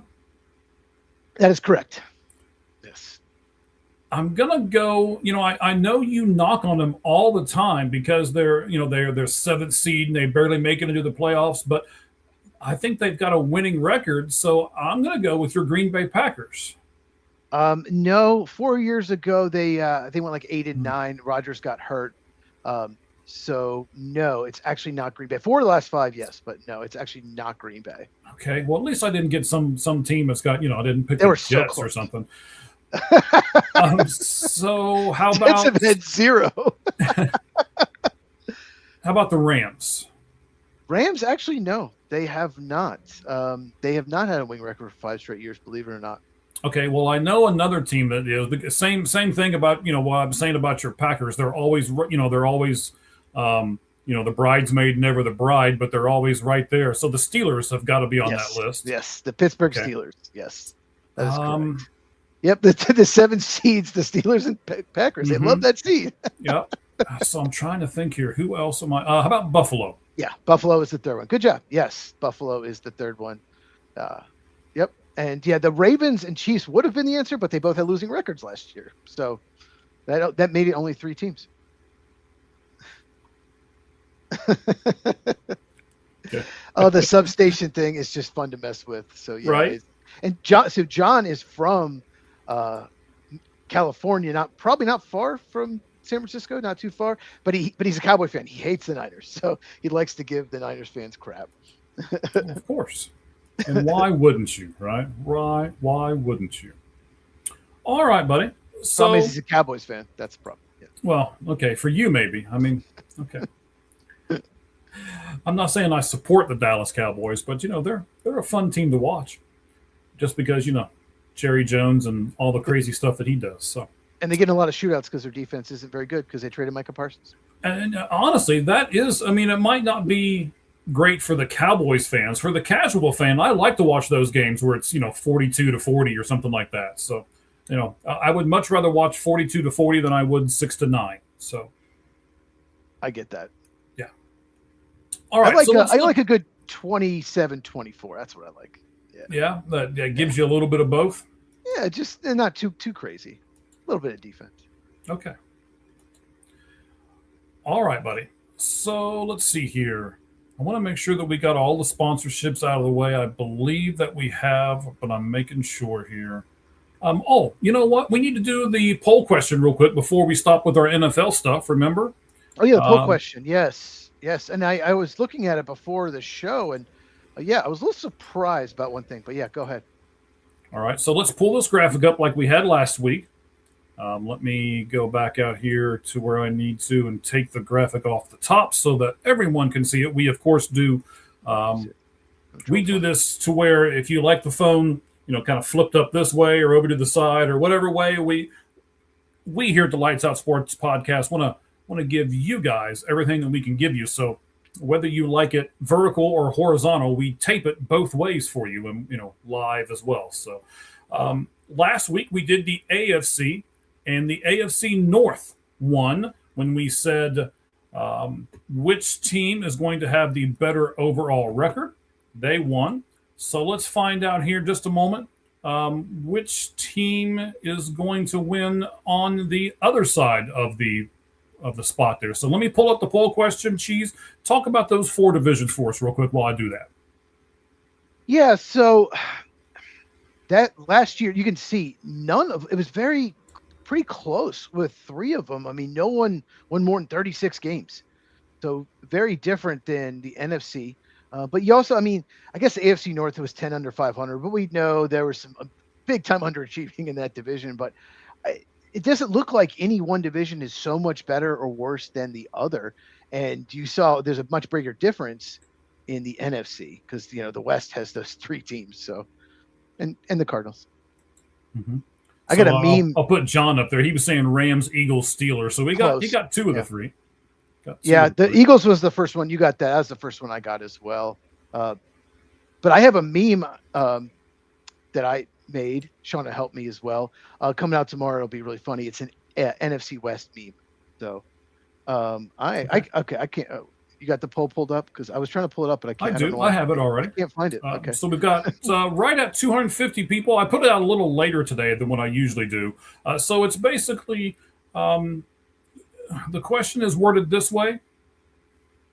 Which AFC division will have the best overall record? Pretty simple. You've got the AFC North, you got the AFC South, you got the East, and you got the West. So, Cheese, I know you always vote on this. Where did you go with your vote, sir?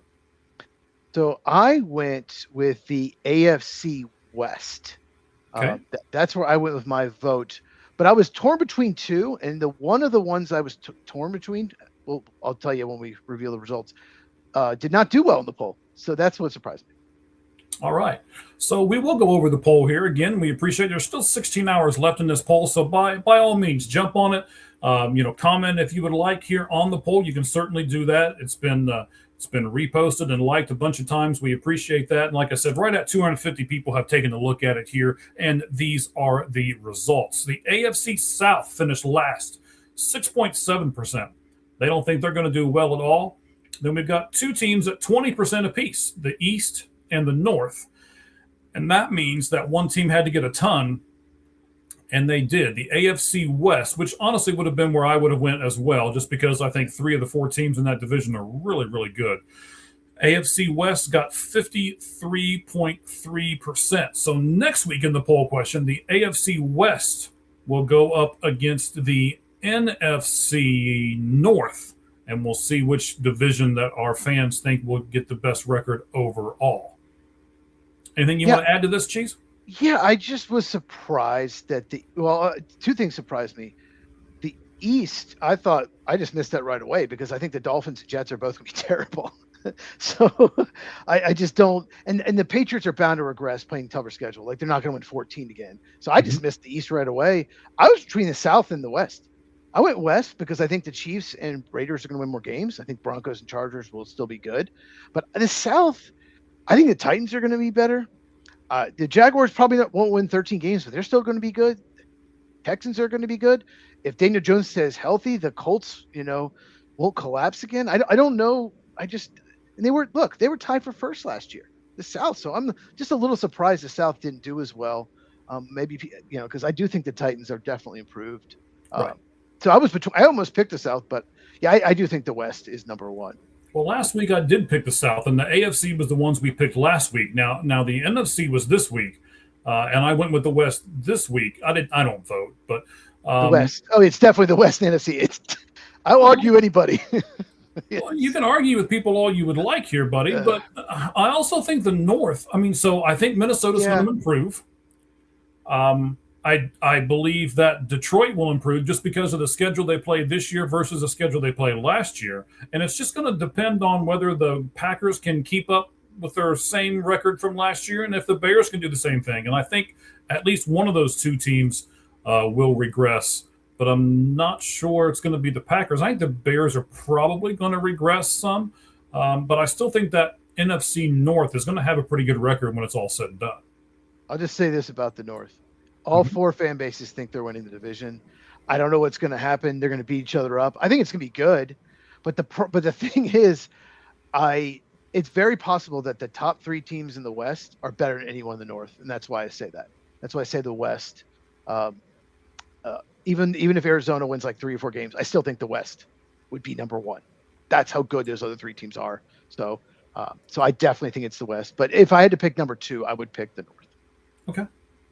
All right, so we're going to go to our last segment here. Of course, that is our batting cleanup brought to you by forwardfan.com. Let's pull up the Forward Fan stuff here so you can see it and go to that if that's what you want to do. We really encourage you to do so. They are now doing tickets for the Super Bowl as well.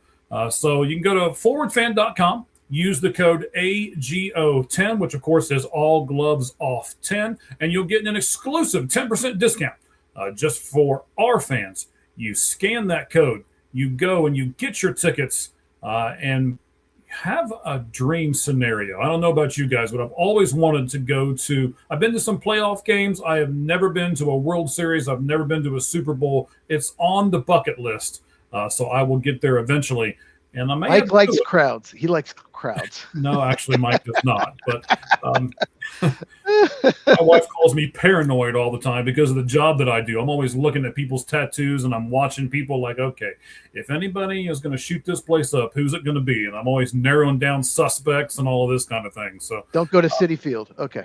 Yeah, do not do that. But what you can do is go to forwardfan.com, use the code AGO10, scan it right there, and then take that 10% discount off of it because forwardfan.com allows you to do so with our exclusive code with them.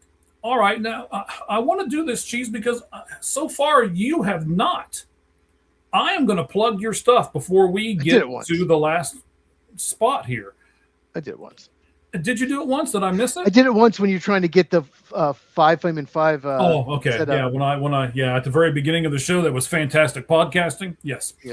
So football with cheese, and you can go YouTube? at football cheese On X, yes. On X. All right. So, and why I want to talk to him, he might not even know this. I was looking at your channel today because honestly, I Oh, was you were the looking to one. see- Okay, good. Yes, I was the one guy who was looking at your channel today because I really wanted to see how much we had done on YouTube between the All Gloves Off Sports Media YouTube, which is at All Gloves Off Sports Media, and then your YouTube. We put this show on both sites. So we did really well, by the way. I won't give you numbers because sometimes I feel like I'm bragging about stuff, but we have steadily increased, and we thank you guys very much for it. But what I want to talk about here is Cheese is close. Cheese is close to monetization here. So I know you guys want to help him out. He's at 790 subscribers, which is really good for a channel like that. How long have you been doing this channel, Cheese? Year and a half. Year and a half. I mean, that's fantastic for a year and a half. And you might not know this part of it, but you are only 11 videos away from 1,000. Right now, you have done 989 videos. So we're getting ready to hit 2 milestones for Cheese. 1,000 videos, and we're pretty close to 1,000 subscribers. And we ask that you guys jump in and help him out with both of those things at Football Cheese on X and at Football with Cheese on YouTube. All right, guys. So we're looking at some different things here. I got to get over to the right note page here. All right. So the first thing I want to look at is the odds to win the World Series. I kept the top off of it there for a second because we're gonna do a few of these here. We're gonna bring some pictures up. So here is the first one: odds of winning the World Series. Nope, not worst hitters, not PCA. Where'd it go? Tell you what, we're not going to bring up the picture. I'll say this while you're doing that. I'd much rather be a team contending in the American League than National League. Because it's just more wide open. There's so many teams still in it. It's just not as strong a league this year as the National League. There we go. Yeah. All right. So odds to win the World Series: LA still on top, plus 170. Then New York, Milwaukee, Atlanta at number 4, Tampa Bay at 5. The Cubs are at 6, just barely behind Tampa Bay there. The Red Sox have jumped all the way up to 7. The Phillies have dropped a little bit down to 8. Houston's back in the top 10, as well as the White Sox. So do we think LA is vulnerable, or do we still think they're number 1, Cheese? I still think they're number 1. They still they've shown some vulnerability last year, but once they got to the postseason, they're so talented. It's like just like the Rams in football. On paper, they just look so much better than everyone else. And one thing that's funny is Houston's like 1 game over 500, but I guess it's the Astros. They're in the top 10. That's crazy. Crazy. But they're in first place in their division because the American League is just weaker, especially the West. Yeah, it certainly is. All right, so let's take that off for a second. But do you agree with me? Do you think the Dodgers are the favorite? You've been in the past have been more like I've been more not how do I say this? I'm not pro Dodgers. I can't stand them, but just more like I think they are by far the favorite. I think they got like a 50% chance to win the NL. I said that before. You seem to be it's more up for grabs. I think it is a little bit more up for grabs. I think this lackadaisical play by the Dodgers here, and that's what they're doing right now. I don't care what anybody says. They are looking at the standings and they're like, shoot, we got this one. We don't need to play as hard all the time. I really do. I've seen a few of their games. They went up against the Brewers. They didn't care if the Brewers beat the tar out of them for, I believe, 3 of those 4 games in that 4-game set. They could care less. They're still like, we're still going to win. It doesn't matter. Let's give the little kids over here hope, right? And I think that's going to end up biting them in the butt before it's all said and done. But and maybe it's because I hope that it bites them in the butt before it's all said and done. I wonder if Kyle Tucker would be on the postseason roster if the season ended, but just or if the postseason started. I wonder if he would be. That's a great question. I saw him. We'll talk about him next week. Yeah, we can talk about him a little next week. I'll mention this. I did see a video of him crying in the dugout. There's no crying in baseball. Yeah. There's no crying. I mean, if you're going to do it, go down below, right? Don't just sit there on the bench where everybody's going to record you doing it. I mean, I Trust do me. want a guy who cares, and maybe that's how he shows that he cares for that team. But I don't know. I don't necessarily like it either. So I'll just say this: no Cubs fans gonna feel bad for you.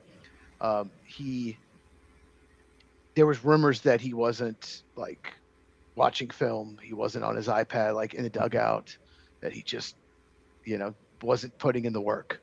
And so uh, if he's still not doing that, it's his own fault. It's well, a this might shame be the wake because up call that he needs. like 3 years ago, he was one of the best hitters in the game. Like he was incredible. Like he wasn't good. He was amazing. And Yes, it's sad. It's really sad. But he got paid. Right. Not only did he get paid, but I think sometimes, and I think maybe this might be the Cattell Marte thing too. I think some of these players just think that they're so good that they don't have to put in that extra work, that they can just show up at the ballpark and take batting practice and then go out on the field and they're good. Or even Maybe that's where- subconsciously, you don't work as hard. You don't realize it, but you don't work as hard because you've gotten paid. You have that security. So you Mhm. might work off season or put in film like 80, 85% what you used to. And if you do that, or maybe even less than that, you're not going to be as successful. But his drop off has been tremendous. I mean, it's just, he's terrible. He's a bad player. Let's be honest. He's a bad fielder. He's a bad hitter. So, yeah. Right the moment he is. Yeah. Yes. Okay, we'll talk about him here in just a moment, too. Second thing here in batting cleanup presented by ForwardFan.com. Obviously, there's going to be four of them because it's cleanup. So we're batting in the 4 position. Carlos Santana Cheese was released from the Braves AAA club in hopes of playing in the big leagues again. He's hitting 292, 385, 383 with 2 homers and 104 plate appearances. I understand why the Braves released him. He's not going to start over Matt Olson. But do you think he'll be able to latch on somewhere and maybe be able to close out his career on a winning note? He would probably need an injury. There's really not a team out there. I don't think that would sign him unless there's an injury. And the Braves do this. So like Alex Anthopoulos, the GM, he believes in having like a true first baseman. They signed Ryan Howard to a minor league deal, like a couple of years ago at the end of his career, just in case Matt Olson got hurt. Just in case, I want a true first baseman in the playoffs. I don't want someone it's like a backup catcher, backup third baseman that can fill in. He always does that. He puts, a veteran in AAA at the end of his career. But no, I think it would take an injury. Okay. So let's look at some relief pitchers here. I didn't realize that this was this close and that we had 3 from the same team here, but there are 6 pitchers in all of Major League Baseball that have at least 3 innings and they have an ERA below 1.90 out of the bullpen but Toronto has 3 of the 6 of them. So kind of crazy here. You see Mason Miller, you see Luis Varland, you see Tyler Rogers, Brent Hedrick, Paul Blackburn, and Spencer Miles. Now, Toronto, and then San Diego, New York, and New York. Geez, I didn't realize, buddy, and maybe you did, but I did not. The AL wildcard standings all of a sudden. The Yankees are 8.5 up on everybody else. The Red Sox are 6.5 up. I teased this earlier in the show. The Baltimore Orioles, the Texas Rangers, and the Detroit Tigers, 2 of those teams that sold off at the trade deadline, are all tied for that 3rd wild card spot. I know. It's up for grabs. It's crazy. It is up for grabs because the Minnesota Twins are only a half a game out. The Toronto Blue Jays are only a half a game out. The Cleveland Guardians are 1 game out, and the Mariners are 2 games out. And Cleveland and Seattle have both gone 3-7 in their last 10, and they're still only 1 and 2 games out. It's like nobody wants to get that 3rd spot.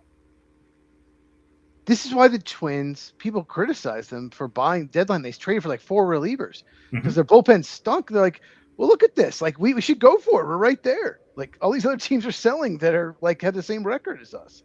But it's still amazing that the Blue Jays aren't better than they are. They sold. They traded Varsho. It's just the lineup obviously isn't near what it was last year, but the Blue Jays were as good as anyone last year. They there were two of those World Series games. It went 7. They could have easily won. Should have won one of them. It's just amazing the drop off of the Blue Jays, especially looking at the bullpen, how good those 3 guys are. It's just, but they have a lot of guys in their lineup that are having really bad seasons. Yeah, absolutely. And then here is the last thing that we will look at here. Let's see. Let me make sure. I hope Kim isn't on the list. Hopefully he doesn't qualify. So we're going to look at the worst hitters at home when it comes to a certain stat. And this, ladies and gentlemen, is our yeah. So the lights out terms, right? I thought about calling it Tuesday terminology. I'm still playing with the title here. So you guys give me some suggestions in the comments if you like, or if you're watching this on tape delay 2 or 3 days from now, shoot me over a message and let me know. OPS plus, that's what they're looking at here. That's the highlighted column. It is adjusted on base plus slugging, and it's the stat that takes a hitter's OPS and we'll call it normalizes it, because it considers 2 main factors, Cheese. Park adjustments, and we know not every park is the same, right? Coors Field and everything else is not the same. So it takes those park adjusted factors into effect. Right. And it also does an ERA adjustment. So, making the steroid error and any pitcher dominated area basically even, or as even as it can be. So thus it allows you to compare, players from now and the 1940s and from the 1950s to the 1980s and all of that stuff. So if you look at those 2 spots, that's basically what OPS plus does. And you can look here. It's a little harder for me to see because I'm old, so I'm getting a little closer to the screen here. I hope I don't scare anybody. But you got let's see, Gavin Sheets at the bottom, Cam Smith. You got Trevor Walls. You got Taylor Walls, yeah. Is it Taylor Walls? I'm sorry. You got Brooks Lee. Ezekiel Tovar. There you go. Thanks. Why don't you go ahead and rattle them off, because it's really hard for me to see that. I'm old, all right? Xander Bogaerts, 5-4. Cal Riley, which is probably the worst crash I've ever seen in the history of baseball from one year to the next. Number 3, Marcus Simeon. Whew, what happened to him? 2, Nasim Nunez, and 1, Kyle Tucker, 55 OPS plus, which is horrific. Right. 100 is league average, so he is almost 50 points under at Dodger Stadium. So that's awful. He's only hit 2 home runs at Dodger Stadium, and he's batting $189. So you can see all the stats right there. But we talked about Tucker a little bit, and we said he's not doing very well. Cheese, this is a little more than not doing very well. This is at home, correct? Yes, this is at home for all of these guys. You're supposed to be better at home. You're supposed to your ballpark. Yes. You sleep in your bed. I mean, this is bad. There's a lot of surprises on this list. I'm not going to get into Kyle Raleigh. We're going to talk about that for sure at some point, maybe off season. We're going to talk about him a lot, but I think there's 2 that are really surprising me because they're. What 2? They were such big prospects, and I loved. They had the hit tool. Like, they were prospects that could hit. Like, I thought they were high floor prospects. Brooks Lee, Minnesota. I was shocked. I mean, I remember when he was drafted by the Twins, I was hoping he followed the Cubs because of that hit tool. So that surprises me. And Cam Smith was traded to the Astros for Tucker to the Cubs. I hated giving him up. He was the guy that was drafted, in July. By the end of August, he's in Double-A. Like, he skipped 3 levels like that. He just hit everything in the minors.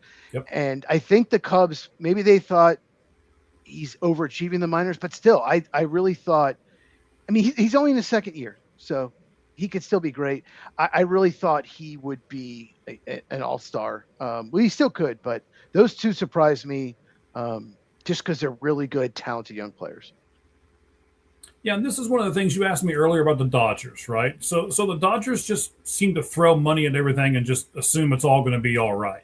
Well, this signing of Kyle Tucker looks really bad right at the moment, and then there's another signing that looks really bad right now. They just put him on the IL I believe it was today actually. Edwin Diaz. looks terrible. They can't get a closer in LA to save their life. So they just seem to put money out there, and it's like, let's bring in whoever we think is the best. They just did it with Scooble, and they're going to continue to do it until it gets even. And we'll have a really big show on the collective bargaining agreement and stuff like that, and how it can all be evened out. I think we don't need a salary cap as far as I'm concerned, but we'll talk about that more when the off season comes and we need to do a big special and all of that stuff. So we will get to all that, ladies and gentlemen. It'll be sometime soon. All right, man. That's the show. Kyle Tucker, 4 years, $240 million. Whew. They're going to hope he opts out. Yeah, right. He has 2 opt-outs. So I just want to say this. My Arizona Cardinal positive video is out tomorrow. I recorded it today. Recorded it actually right before the show today. So it's going to be out tomorrow. Arizona Cardinals, I'm going to be positive in the video, the whole video. I'm going to be positive. The whole thing, not just part of it? I'm going to be positive. Well, I mean, you got to bring up, okay, maybe this not be good. But then I turn it around. And it's actually, I think, my longest one so far. Because I try to, I take the teams that are rebuilding and I try to spin it. So, yeah, that'll be out tomorrow. Once again, it's Football with Cheese YouTube, X Football Cheese. And subscribe, hit the bell. So you don't miss any of my videos. I will let you let this cat out of the bag for a moment. We'll talk about it next week when we come back on the air, as always, at the same time, same place here every Tuesday night, the Lights Out Sports Podcast. We will be doing a giveaway. Ourselves and the Hit Machine are going to combine together to where you follow both of us, or, we'll have some kind of social media thing that you need to do to help us out. And then if you do, we're going to have a gift for everyone. Someone will get one pretty nice gift. We'll reveal what it is next week right here on the show. Anything else you want to add to the end, buddy? No, just, come check out the channel. And, I'm doing every team, 32 teams, 32 days. I'm being positive and everything go right in your season. So, go to Football with Cheese. And, we do this every Tuesday night, 9 Eastern, 6 Pacific. And I want to do one more thing, Cheese. I know we talked about it a little bit off air. I want to send out a challenge right now. Okay. If you are a content creator and you're watching this show because, you want to find out how the two best content creators do their show. I'm sure that's why you're watching this show, right? Best. We challenge you. Cheese and I are going to challenge you. Yes. We want to do a fantasy football with a whole bunch of content creators. Let's get 10 or 12 of us together and let's see who the best really is at fantasy football. We lay down that challenge right here on the Lights Out Sports Podcast. I'm going to tell you, I will probably host the show, so Cheese over here will be doing the picking, but I'm sure he's going to beat every single one of you who's decide to come at the Cheese. Pick all Miami Dolphins offensive players. Yes, that will be great. That's my advice. Okay. Don't do that. We'll see if they heed it. All right, buddy. Hey, do you even know a wide receiver on the Dolphins? Could you name one? Because most people can't. A wide receiver on the Dolphins? Yeah, exactly. No, because you don't have Hill anymore. You don't have Randall. You don't have Waddle anymore. You don't have. Their depth chart is like Malik Washington, Caleb Douglas right now. Tight end Greg Dulcich. I'm not even joking. I don't even know who that is. So, but they may be able to pick up a few receivers from the Arizona Cardinals wide receiver room because they're going to have to let some of those guys go, I think. And they've got pretty good depth over there. So they do. We'll see how all that ends up unfolding. All right, guys. Thank you all very much. We appreciate it. For myself, Mike Valentine, and my good buddy Cheese right there, we appreciate you coming on with us and listening the entire 2 hours of the show. Thank you. We appreciate you. And as we say at the end of every broadcast, the only thing that's fair in life is a baseball hit between the third and first base lines. Good evening, everyone.